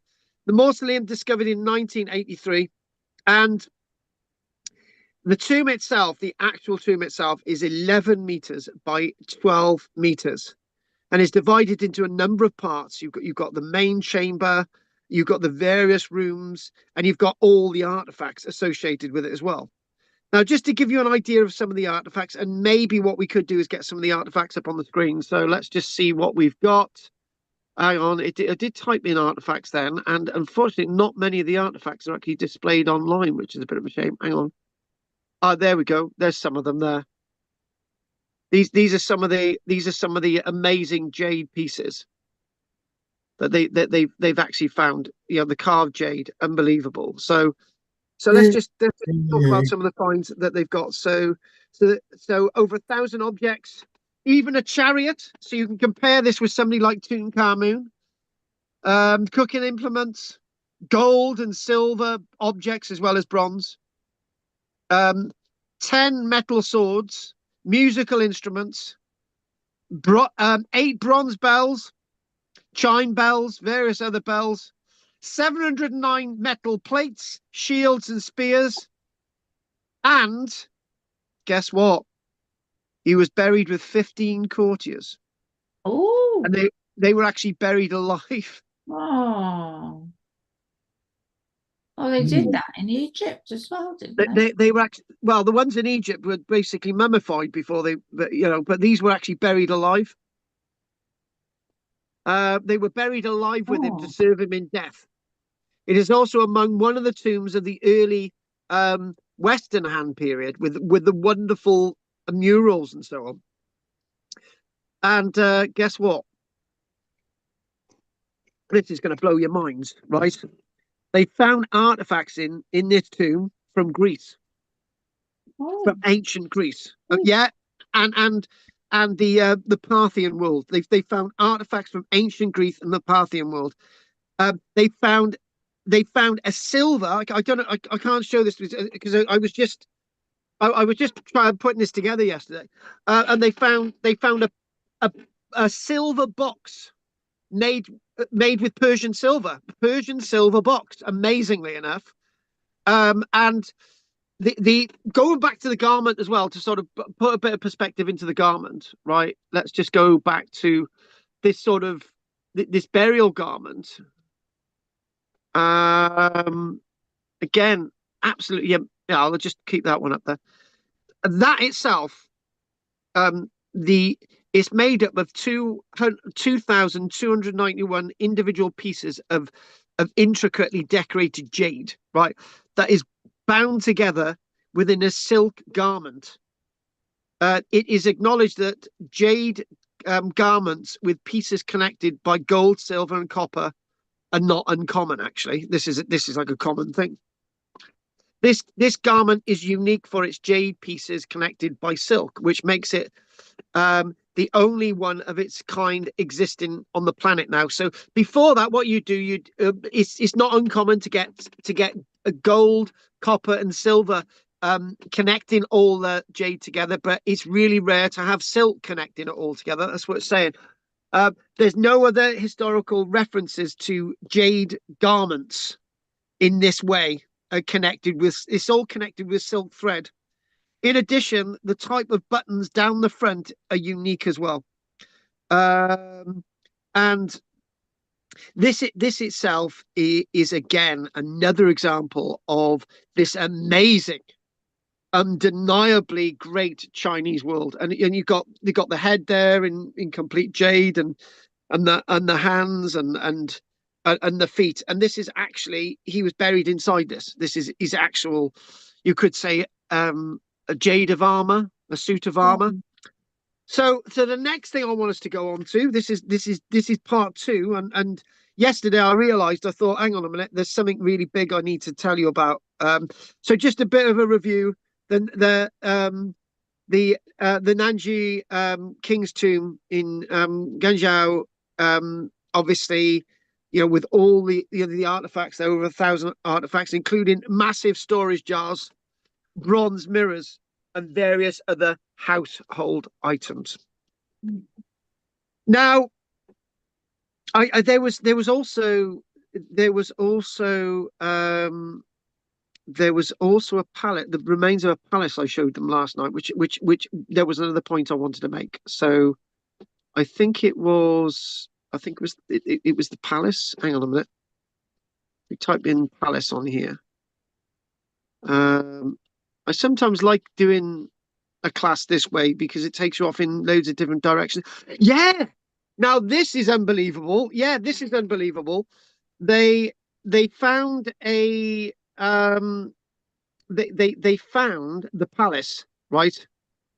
They found the palace of Nanji, right? And what they then when they found the palace, they thought, right, we're not going to build a block of flats there. We're going to put up a building around it. It's going to be a museum. That's what they did. They no hesitation. That's what they did. They built a museum there, which is again a sign of their deep respect for history. I'm actually extremely ashamed to be working in Britain when people make so many excuses for not preserving history and archaeology, and I see why we don't preserve history and archaeology, because we feel it's not relevant to our identity. History and archaeology can be seen to have massive health benefits, to give people a sense of perspective, a sense of identity. This is what they've got in China. This is what we don't have. And I've got massive respect for these archaeologists and the way they do things.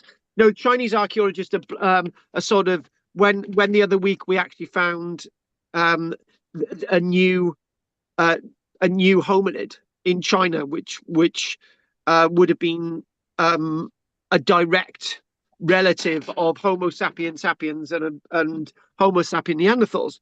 People were saying, that the Chinese have made this up, but people tested it and they said, no, they haven't made it up.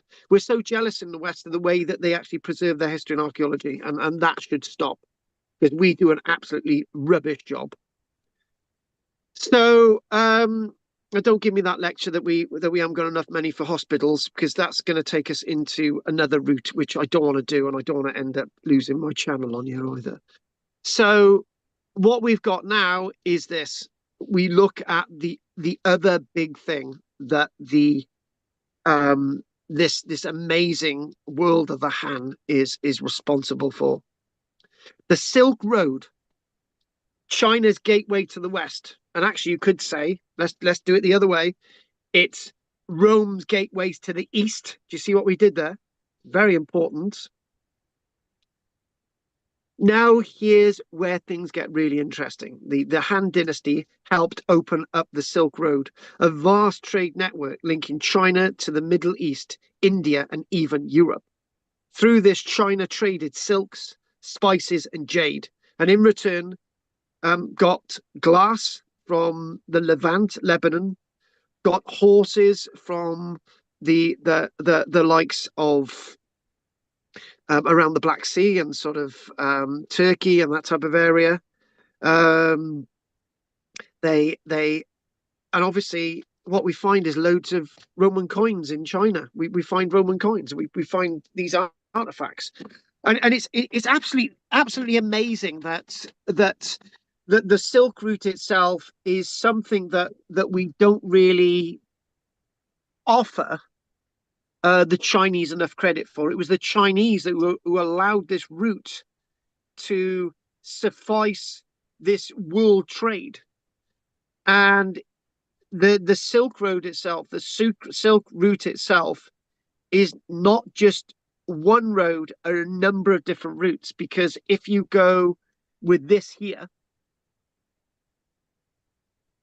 this is a nice one, isn't it? So Yan. So you've got the Han Dynasty there. So you've got over on the right there, you've got Yan, and you got over towards Shanghai. So this is all the world of the Han, all the way to the river there, going all the way over to the Yangtze. So where it's got China, that was the area of the Han Empire, right? So what you've got is that if you go along this imperial highway, this is obviously associated with being protected by this great wall that is 15,000 miles long. It's, as I keep saying, that there's more than one Great Wall of China. There's one route, there's this route, and they haven't actually found it all. Occasionally now and again, they find it a bit more. And when you do look at modern images of the Great Wall of China, it's all mainly made out of mud brick, and then it would have been cladded with terracotta tiles, which would have protected the mud brick, and then you would have had a walkway across it, right? As typically reconstructed when you do see the Great Wall of China. And then what you then have is this Silk Route being linked into the Indus Valley people, and there you've got the Indus Valley, Indus there, and the Punjab going all the way south of the Himalayas. And then you've got this route into the sort of south of the Gobi Desert. It's sort of flowing in there, going all the way up into the Hindu Kush, sort of flowing in there. Tamarkand, we've all heard of Tamarkand from one time or another, and then that leads us all the way into the likes of Turkey, and then it leads us all the way into the Roman world. So this is the basic access route. This is what is absolutely amazing and fascinating about the Han world. So goods and ideas passed both ways, including Buddhism from India to China, and that's the thing, right? Me and Anne had that little spat earlier on. It wasn't set up, but that little spat earlier on that me and Anne had earlier on about, is it to do with religion that things have failed in the West? And I said it's definitely not. And when you look at this and we think about these various dynasties leading to Han, and then we think about Buddhism and Taoism and all these other things, it's not affected their level of connectedness with previous dynasties, and their connectedness with the landscape, and the connectedness with creating these dynastic worlds. So religion's got nothing to do with it, how these things have survived. So Chinese silk has been found in Roman tombs, particularly in Italy. I've mentioned one or two examples of that, and I am absolutely convinced. A few years ago, when we were doing a presentation like this, I remember that a fragment of silk had been actually found in London, associated with some Roman layers. Don't quote me on that. I'm pretty sure of that. And what we have lots of Roman coins that have been uncovered at Chinese sites. And you're thinking, well, how are they there? Why are they there? Now, I think one of the points that we made last night is if we could put this sort of nice little image in here, this sort of Marco Polo type sort of image. And obviously this is a thing. So when we look at Marco Polo and we think about his adventures, and the Silk Route's also described as a naval route as well, as a sea route. So Marco Polo describes the Silk Road as being an access point from where diseases are coming into the West. And we believe that there was the first sign that there was some kind of Eurestis pestis, there was some kind of a plague, as remarked by Marco Polo in the 1320s. and then obviously that got into Europe, and then we've got great disaster of hundreds of millions of lives being lost in Europe. But I think when we think of this, one thing that was mentioned last night was how did this trade occur? So obviously, it's going to be it's a 5,000-mile route. Big chunks of it, and you're thinking, well, okay, it's a long distance, right? And you're thinking, well, hang on, what Carl just said, the Great Wall of China is 15,000 miles. Yeah, that's because there's loads of different Great Walls of China. So the actual route of the Silk Route from Xi'an, Xiang, that actually leads all the way to sort of Anatolia, Turkey, 5,000 miles. And I just basically mentioned last night, if you got a load of Bactrian camels, or you've got horses, right, with panniers on them, right, and they're laden with the most finest of silk, how were you able to feed yourself, right? And the point I made was, how were you able to feed yourself? So you're going along, and you eventually get to the Hindu Kush, right? And you're thinking, right, okay, how do I pay for food? Do I give people silks in exchange for sort of, food, right? That's the point I made last night. And I think we worked out probably what was happening is that silk merchants got to a certain stage, and they got an amount for their silks, and then they went to another stage, and then they sold their silks onto somebody else. So by the time the silks get to Rome, they're very, very expensive and valuable because they've moved great distances. And that's probably the only way they could have done it, or that they had quite a number of animals which had silks. And along the way, you'd sell a little bit of silk for some food and so on. So there's different ways of looking at it. And maybe if the way they're sort of trading this around the silk coastal route to the Red Sea, for example, they're bartering and selling off some of their silk on the way, and then by the time they get to the Red Sea, it's full of everything, pearls and sort of gemstones, gold, silk, skins, all sorts of things, pottery, right? There's different ways of sort of looking at this, but obviously the silks managed to get to the Roman Empire by hook or by crook, one way or another. So that's how we can sort of look at this sort of this trade and how the Silk Road actually worked. And this is a question that Alex said for me to say. Now imagine that Roman traders with Chinese silks turning up in London or northern Egypt at the port of Alexandria. And then it makes the statement that lots of people make today completely old hat. People say, oh, since the internet, the world has got really, really small. And I'm thinking, it's always been really small, right? When you think about people coming all the way from China and their bodies being found in Italy and Rome, right? That makes the world really small. And a cosmopolitan world has always been there. And I've said that for a long, long time. So, and then that leads us into the following, one of the last bits of Googling that we're going to do tonight. And the last bit of Googling is the astonished finds made in London of Chinese people being found in London. And the article that I'm going to bring up now, so this was found in 2006.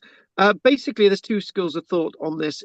When people go into the article, these are actually Chinese people, not people just with Chinese DNA. These are actually Chinese people that have been found in London, dating to, again, this is a really interesting date, dating to AD 200. So we've got the height of the Roman world. That is around about 210. And we've got the height of the Han world about 200 years AD as well. We've got the bodies of these Chinese individuals being found in London, dating to AD 200 as well, 1,800 years ago. So let's type in 2016, right? Too many distractions tonight with this cat who wants to sit on my lap. So here we go. DNA. I think we can get this straight away. And hang on, China. Oh, hang on. Oh, hang on, got it wrong. DNA, China. Roman, London. There we go. China. There it is. Got it. Nailed it. That's the one. So this article here, we'll just put the article up online, and it's absolutely fascinating. So look at that there. Absolutely amazing. That we've got two individuals, right, that are of Chinese origin. So astonishing find in London, East Asian DNA. In 2016, archaeologists working in Southwark, London. So this is 13 years after the little metal box that I've shown you. So 2016, archaeologists working in Southwark, London made a surprising discovery in a Roman cemetery. They found two skeletons that were roughly 1,800 years old. DNA tests showed that these individuals had East Asian, likely Chinese ancestry. I think this is absolutely amazing. And so this were Southwark itself, on the south bank of the River Thames, is a site that we're now finding more and more archaeological evidence. And obviously that nettle box that I mentioned that we examined last week that was associated with my friend Nancy Rosenberg, that was a site also of two temples, right, at Southwark. So obviously they're back there in 2016, and they're finding I think it's 26 burials, and two of them that they examined turned out to have Chinese ancestry. So the bones showed no signs of trauma or slavery, and they seemed to be buried respectfully. So two Chinese people found in a London context, found dating from AD 200, within a burial landscape, being buried with a massive level of respect. And this got me thinking, had they sampled all of the bodies excavated at site? They say that they found 26 sets of human remains there. Had they sampled them all, or the two that they did sample turned out to be from Chinese ancestry, which may mean that some of the others might be from Chinese ancestry as well. We've only started doing this now, right? So when I go back and think about 1993, Barbara, a good old Babs at Ansmet, right? From Cardiff, she's still a member. She was on that excavation in 1993 at Landock, and they found 1,080 bodies, but they didn't, as far as I know, they didn't do much DNA testing on those bodies, right? If they had, could there have been one or two from China? Yeah. Could there have been one or two from Africa? Now, I've got to defend myself a little bit, because I'm not a woke archaeologist. I'm not a far leftist person saying, you know, we've always had a cosmopolitan Britain. But then again, I am saying that we've always had a cosmopolitan Britain, because it's what I've seen in the archaeology. On one of my books, Romans in the Vale of Glamorgan, I had a black Roman legionary on the front cover that would have come from Africa. The Roman Emperor Septimus Severus was black, right? And he died in York in 211, and people didn't see it was unusual to have a black man ruling the Roman Empire. Do you see my point? It was as likely to see somebody of very dark skin in London as it was to see a Roman soldier of Italian origin in the year AD 200. So to have Chinese people wandering around London in AD 200 is the most normal thing you could ever imagine. Except I would also say that television program where you've got on the BBC, that thing about the Anglo-Saxons where they've got black Anglo-Saxons, I think that's gone a bit too far. But what I'm telling you is based on the archaeology, right? So that's my little thing. So what if we sort of read the article a little bit more, and it sort of goes on to say that we got archaeologists, and it's 22, not 26. They're saying that they analysed 2022, but how far that they analysed them, I don't know. So two of the skeletons, there we go, morphology from Asian ancestry. And when you think about it, these two huge, powerful empires, the Han and the Roman world and the Parthian Empire, a collection of seemingly unremarkable bones found in a cemetery in Southwark, and we're getting this. There we go, Chinese. And it's this itself does change the narrative hugely. It really, really does. I get really excited every time when things like this are actually found. And again, that they're buried with respect. That's the thing. They're not just people captured from a Roman raid somewhere that were used as slaves on a trireme and blah blah blah. No mention of slavery at all. These were two totally everyday people. The idea they may have arrived via the Silk Road. Can you imagine? They come all the way via the Silk Road through through all those worlds, through the Parthian Empire, this great sort of Persian Empire, and they could have been traders, right? Or equally, they could have been voluntary servants. We don't know. It's one of those moments where archaeology really surprises us. What were these people doing here? What were they travelers? Were they diplomats? Were they children of traders? And the point is, this is the real point. This is the point, right? We know that there's a time in Chinese history that the Chinese sent out diplomats around the world, right? And to sort of make links to different worlds, all these different dynasties at different times. There's people sort of like diplomatic embassies in different areas. And the Achaemenids had diplomatic embassies in Egypt, for example, and the south of Egypt, and so on. And this is well before the likes of the Han dynasty, right? So there's no reason why these couldn't have just been rich diplomats ended up in London. Can you imagine? It's like, well, where are you going to be going? Oh, I got to go thousands and thousands and thousands of miles to the Roman Empire, and I got to go to this back end place called Londinium, right? Which was called Londinium. We know that now because we've got an inscription saying that it was Londinium. So here we go. So they're delivering all these wonderful luxuries and all this fashion through the world. And, we're thinking about trade, Greece, India. Here we go. There's a quote in this one. The Roman Senate, however, saw this trade as a threat on both economic and moral grounds. But the Romans were forever the hypocrites. Seneca the Younger, Roman senator and writer, historian, polymath, described how silk cloth appeared to have a corrupting influence on the bodies of women, and said the material did not hide the body nor even one's decency, because as some of us know, women were covered up in the Roman world, right? And it's a bit weird that we've got in the Islamic world, women are covered up. In the Roman world, women were covered up as well. Their wealth and jewels were to be covered under their gowns and their togas and their cloaks. Exactly what happens in the Islamic world. I wonder what the Islamic world got that as an example from. Obviously, Rome.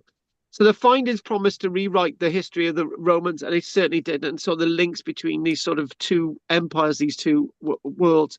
This is a point I made earlier on. While it is known that there was extensive trade between China and ancient Rome along what became known as the Silk Route, the two empires are thought to have viewed each other warily. Accounts from the time suggest the Chinese were curious about the tall and virtuous people of Rome, while the Romans found their rivals in the East mysterious, but valued their silk cloth. Hypocrites! Despite the trade between the empires, however, only one person of Asian ancestry has ever been found on sites dating back to the Roman Empire in Italy. So here we go. Now we've got three. So we've got three of these now, two in London, one in Italy. And, these have come from China.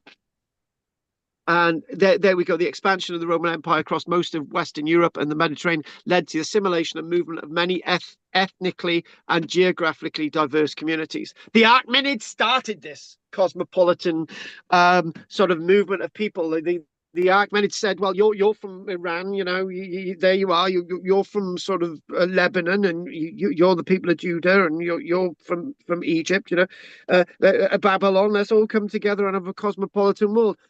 And that's something then that later Alexander the Great would follow for a very short time after his conquest of the Achaemenid Empire in 330 years BC. Remember that date, 330 years BC, where Alexander the Great defeated Darius III and conquered the Achaemenid world, the first Persian Empire. So I think what we're going to do now is I'm going to say that, you know, we're going to start to bring this presentation to an end tonight. It is a lot, you know, there's lots of different things gone in tonight. So there we go. So if we sort of think about the Han Dynasty, and maybe we think about there we go. Love it. Love it. I don't know if that hat is there to sort of get rid of flies and stuff. Anyway, so it doesn't sound very respectful of me. Collapse of the Han and rise of the three kingdoms. Now, what would happen in AD 220? The Han Empire would fragment into three separate kingdoms, warring kingdoms, and then they would reunify. So these warring kingdoms, the Wei, the Shu, and the Wei, the Wei, the Shu, and the Wei. So there we go. That's the name of the three kingdoms. This kicked off a time known as the Three Kingdoms period, full of legendary battles, generals, and power struggles. Somebody said that this warring period of China, to be very presumptuous, after the collapse of the Han Empire, can be akin to King Arthur in Britain. Well, you know, you could fit Britain into the Han Empire probably about 30 times. But if we look at this sort of the three kingdoms, and then just basically saying that it all came back together, then there we go, three kingdoms. It's almost as if it's a TV epic. Right, there we go. Hang on. Is it coming up there? Oh, I remember I showed this last night. It's like a little map that moves. Do you see that there? I love these things. I love maps. So this is basically showing that, you know, 195, you've got all these provinces within the Han Empire. But as it sort of grows and as things areas start to come together, right? And defining bits of this sort of Han world starts to diverge into three very powerful kingdoms, which is going to come up on the chart now. It's on its way. And there's a parallel with this in the latter part of, say, like the 260s, 270s, all the way to about AD 300. The Roman world schismed, right, into little bits. You know, everything broke off and then came back together again, and it sort of, that was a little microcosm in the Roman world, which was happening with the Han world. So it went into these three kingdoms, and then, amazing enough, in 280 it all came together again in the new dynasty. It's almost as if everyone seems to kiss and make up. You know, oh yeah, we got three leaders. You know, two leaders, right? We'll all sort of be another dynasty. So that's what's going on. So this massive internal corruption, back again to where we go, massive internal corruption and rebellion led to the fall of Han power. What we see is, despite this chaos, from archaeological sites from this area, the metallurgical and military equipment and regional burial styles is very much evident, and we learn lots of information from this. It's so amazing that, you know, we've got. It's so amazing that we've got this absolutely amazing world of the Han that then breaks up into three kingdoms and then comes back together as one dynasty again in AD 280. And the period is it's just a famous period. There's loads of sort of legends associated with it. Even in chaos, I'm told in my notes today, even in chaos, cultures leave traces. And the archaeology here shows us just how complex even fragmented societies were, and societies that came together again. So what I'm going to do is I'm going to find one more. I'm going to find maybe one more image, and maybe we can just, when you think about it, right? That's apparently a Han village. No, not a Han village, a Han town. And you just think, well, that's what Peking looks like today, right? So again, that sort of sense of connection with the past and that continuity over thousands of years, it's something that besmushles me. It's something that I as a Western archaeologist, I struggle to I struggle to connect and understand what's going on. And I'm learning, naturally, I'm sure we all are. And it's good to see that Chinese values are far more powerful than our own values. And it's something that I can very much learn from. And we can all learn from a people that we see as very dark and threatening, but I don't think there's anything wrong with the Chinese. The way they see their heritage and their identity is much more powerful than us.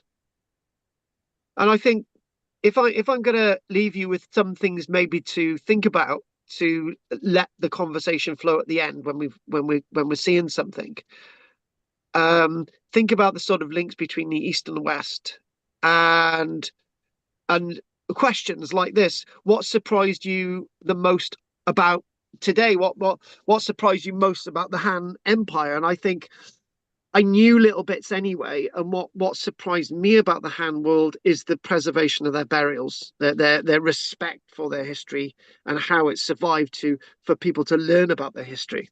Another point: does this change how you imagine ancient people? Were they more connected than we give them credit for? And the answer is yes, they were. I would say that probably. I'm going to say it. I'm going to take a stab in the dark. I would say that people in AD 200 were more connected with each other than people are today. You can disagree with that, but I think since the pandemic, that is so true. And finally, could we have more Chinese individuals buried across the Roman world? And the answer is yes. Before we go on to questions, before you guys think about all of that, there was a chap that used to write to me a fair bit, and it was in the pandemic, and obviously I lost touch with a lot of people. And he said he was obsessed with the Chinese. Sometime in the Roman world, sending out navies around the world, and some of their ships came to Britain, and there's evidence of Chinese vessels dating from about AD 200 found in Britain. I'm not saying he's right or wrong, but has he got a point there? So next week, maybe what we'll do, we'll think about a little bit more about sort of a little bit more about the jade, a bit more about the funerary art, a bit about cosmology. Maybe we'll have a dive a little bit more into some of the burials that we've seen today, and then we'll obviously be looking at something else next week as well, if we find the time. Unless you guys can trip me up with some brilliant bits of archaeology. I love that bit of pottery. And again, before we finish, right? I'm gonna, if Henry's driven me up the garden path, which I hope he hasn't, but Henry sent me some texts in the break, and I'm gonna go directly to them. By the way, we got a lady called Judith on the Tuesday. She's just gone to Athens, and she sent me some brilliant photographs. Maybe I might do that next week. So what I'm going to do is I'm going to go back to this stuff that I think it's relevant if I talk about this now. And so we've got Dublin Roman pottery image, right? And he's found some other information, not the Dublin riots. They're always having riots. Roman pot. If I can find it again. Is it going to come up again? Oh, hang on. There. Right. Now, on learned experience, right? On learned experience, that this is the pot that we're talking about. However, as I identified earlier on, it's classed as a black and grey pottery, which would probably come from Dorset or somewhere like that. Black burnished ware pottery, which was produced by the Duratrigi-based people of Dorset in sort of birth of Christ 100 AD 200. But are we saying that this is what Henry said? Right was found upside down next to the amphora. Am I getting this right? That is actually that there is the neck of an amphora. Could be. And Henry, Henry, bring into this. Tell me what your text means. Yeah, Could be. basically that what you've just circled is the amphora. The Yeah. other one is the base of the pot. Yeah. Which is upside down. So when you see the RTE picture, Yeah, it's actually round the correct way. okay. So that's probably what we determined. So Yeah. I know Bill's going to disagree because he's a very argumentative person, Bill. Oh, yes, but I do disagree. Yeah, nothing like it. Look at the colour. That cannot possibly be the same what we're talking about now. It can't. And I got to be honest with you, that doesn't look complete to me anyway. It's not. That's what I did. So they made a mistake with this. That's not the one in the pit. So I'm gonna leave this be, right? I'm gonna leave this be. I don't want anyone arguing. So what we're gonna do now? Well, you Not can arguing. argue, but Mm. you can argue, but we're not. We'll see where we go. Right. So okay then, folks. I would like people to chat to me. So we'll start off with Goff for once because he always at the end. Anything you want to say, Goff? Oh, it's very interesting. I sent you a couple of pictures that Eleanor sent me because she's just come back. She's coming back tomorrow from the Silk Road. She's done the 4-week trip. Oh my God! Yeah, Yeah. we got to put that next week. Oh my God! So Yeah, where have you sent them to? she says those 3 pictures I sent. She's not back yet, but she sent me those. They're the Emir's Palace in Samarkand. Samarkand. Yeah, I love it. Tamerlane, his name was the Emir at that time. Do you know what? This is beautiful. I think next week's going to be taken up with some of Judith's images from Athens, and I think it's going to be taken up with Samarkand. I tell you what, Goff, right? Judith sent me 50 images, right? I'll probably pick out 10. Tell you what, just send me 10 from Eleanor, and I'll be happy. Okay. I was going to say though about the Silk Road. They come from China, and then what is now Uzbekistan, Kazakhstan, Kyrgyzstan, or Russian, ex-Russian Soviet countries now. But they come to the Caspian Sea, and you can get from the Caspian Sea to the Black Sea via the River Don, and then you're into the Mediterranean. And there you are. So actually, just spit it out. So did she visit all those countries then? Yes. Oh, get off! Really? Wow! Yeah. Unbelievable. She must have had a whale of a time. Well, I don't know, but it sounded very, very tiring. But right. Okay. Well, I got to be honest with you. This is not a personal question. This is why didn't you go? I haven't got 10,000 quid. All right. I told you on the personal question. Right. Okay, then we'll leave that one. Anyway, thanks for that. Thanks for taking us to the Hanged and the Steed. Really interesting. It's great. Good. My pleasure. We'll obviously do a little bit now that we got these Silk Route images on the way, and we next. You know what? Right. If we never ever do Julius Caesar, well, then we'll just see. Right. Okay, then. Anne. Yeah, it probably did show us a good side of China, and it's probably a bit like when we look at the medieval times and we think romantically about knights in shining armor and I don't know. I won't be doing that, Anne. Castles and I don't know. Well, like the age of chivalry and all that, but they still brought opium to us. They were trading but- in opium. But I won't be doing that. And I'll be doing bondage and pillaging in my medieval lecture, Anne. They were just corrupting us. Yeah, that's the Yeah, lecture I'll be yeah, doing, not the terrible. other one. Do you really think Bill's going to turn up and listen to me talking about bloody flowers and sort of nice, No. dainty castles? He just Oh, wants no, total no. bondage. I know. Sorry. Yeah, it's obvious, isn't it? Everybody knows. Yeah, it is, Anne. We'll keep that there, right? Anne, I don't think you need to say any more, right? Anyway, thank you for that, Anne. Anything from you, Bill? Well, I was interested when you were talking about the tomb of Nanyu and the fact that they found Greek artifacts in the tomb. And Persian artifacts, Persian Right, okay. silver, yeah. So if you go to the terracotta warriors now, many of the later ones definitely are similar to ancient Greek classical sculptures. So they strongly believe that they had an influence on some of the later designs of the terracotta warriors.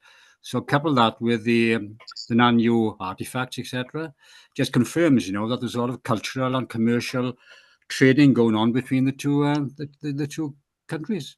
Yeah. And do you know what I'm going to answer to that? I'm going to say, why not? Why have we? Yeah. Why do we think it's a big deal? Do you know what I mean? It's like it's not a big deal. Do you know? Look back to back to the fundamentals of this. The world's got really small now. Yeah. Everything's connected, but Yeah, in the but past it was the same. Yeah, but that's the theory, okay? You've got to prove it by actually finding these artifacts, like we just discussed. Yeah. Once you found them, okay, there's the proof to back up the Yeah. theory. Yeah, so obviously it was going on for from 400 BC onwards. Yeah. And Bill, I found a piece of paper from you the other day. All good stuff. It said archaeology is about lies, and more lies. It's true. There we are.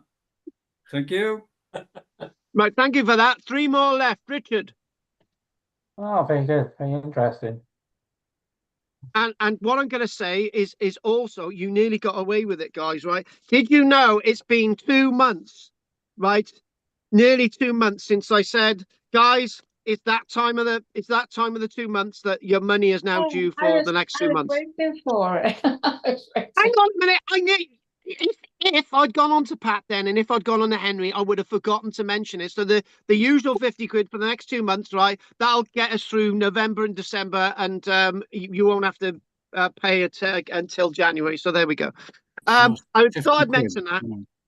I know you're a bit tight, Anne, but that's life.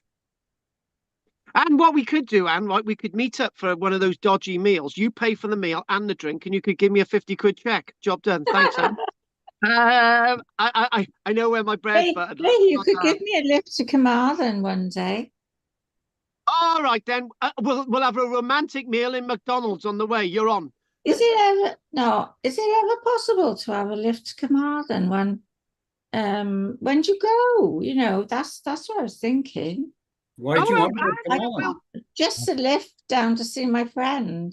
Hang on. So what you're saying? Taxi service.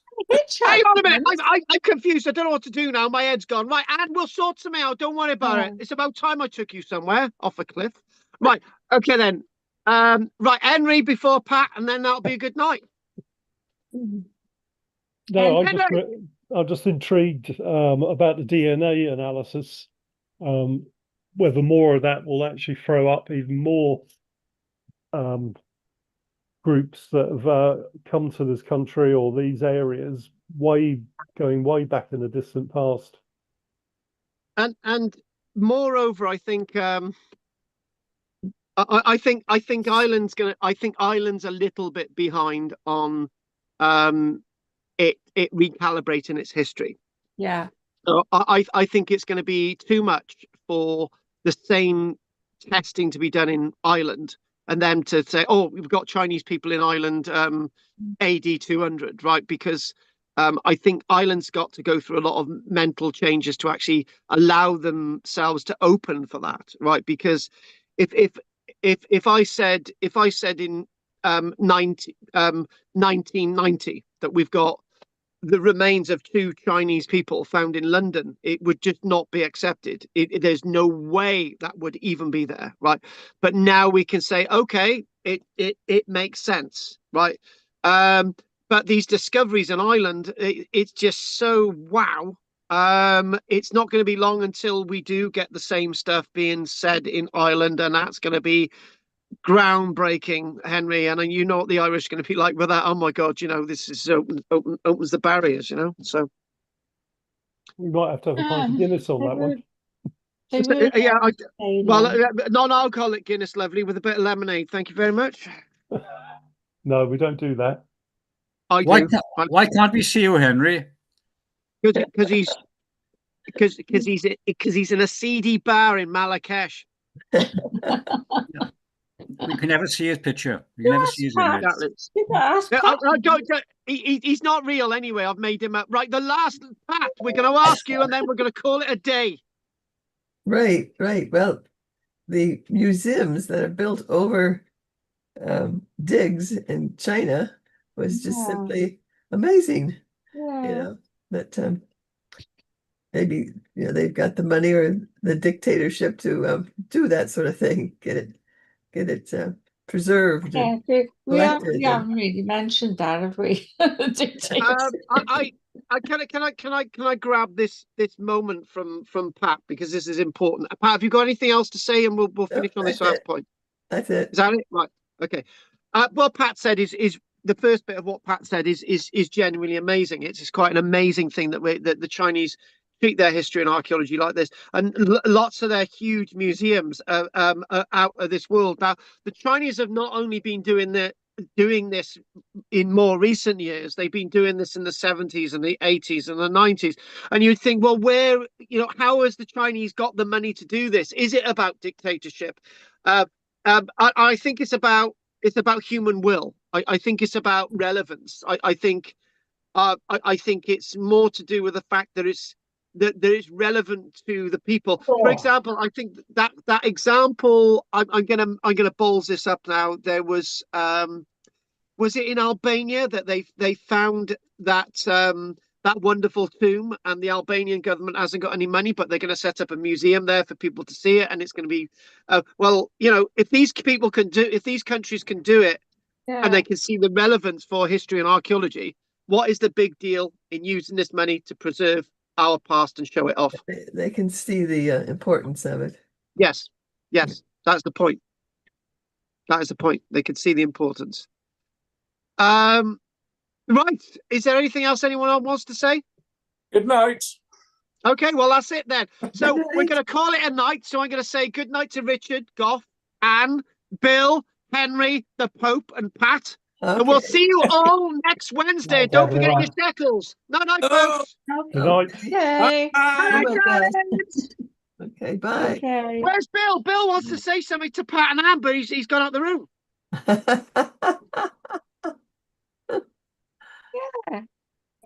Bill. Yeah, Bill, what? Ray. The two ladies want to say something to you. Oh, go on then. It wasn't me.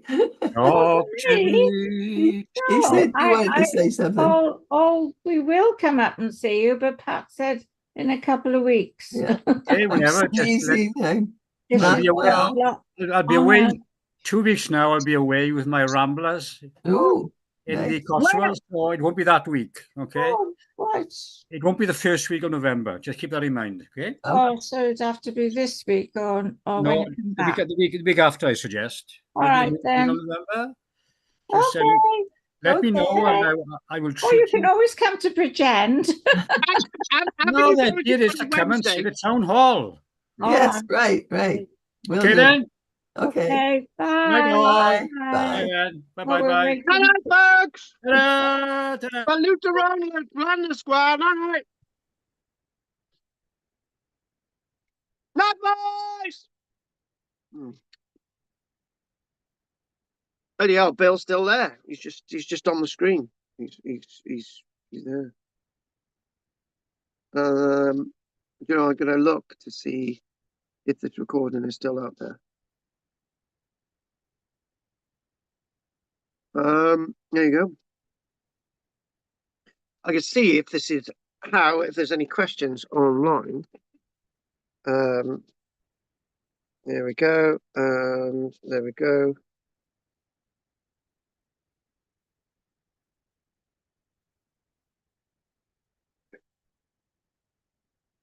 Let's see if there's anything on here. Bill is still there, I think. Somebody's still there. That was a good turnout, right? We've only got 6 people in the class, and there was 7. Include me in the figures. There you go.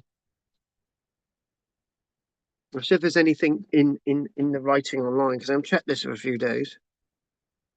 On here, Bill is still there, I think. Somebody's still there. That was a good turnout. No, nobody's anything in the chat. Oh, there is. Loads of people in the chat. There's I don't know who else is in the chat, but everyone don't forget to like and subscribe. And people in the chat, can you just make, if anyone wants to join, it's £1.99 a month. And Flabby, wow, Pete's sake, Carl, decaf is the way to go for evening coffees. Ooh, a bass. Well done. Anyway, guys, I really appreciate you joining me on YouTube. Good old YouTube. Don't forget to like and subscribe. Donations, you can press the dollar sign there to make a donation, and all donations are welcome. Subscribers, it would be great to get somebody else to join the channel, because at one stage I had 12 people who were actually members of the channel. Now I'm on 5, because people are a bit short of money and cash, but so am I. So if anyone wants to help, then they can. Don't forget to like and subscribe. I'm going to call this a night, and thanks for joining us. Nylog123, Flabby, and MS Sinclair. She wants to see the postcard. Amazing. Hey, yeah. Anyone. Oh, by the way, anyone who actually does join my channel, right, and I get their address, I can send them dodgy postcards in the post. Only £1.99 a month. There you go. Pete's sake. He's no longer with us, Pete. Passed away last year. December it was. Love him to bits. Right, I'm going to call it a night. So let's have a look in the chat box. Anything in the chat box? Aphrodite's secret. It's this thing. I can't remember what it is. Don't forget to like and subscribe, people. And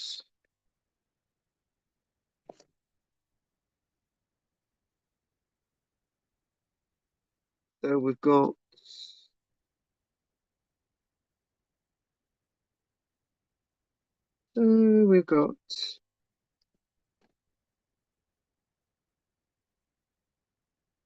oh, nothing in the chat box 1, nothing in the chat box 2, 3, 4, 5, 6, 7, nothing in the chat box 8, 9, 10, 11, 12.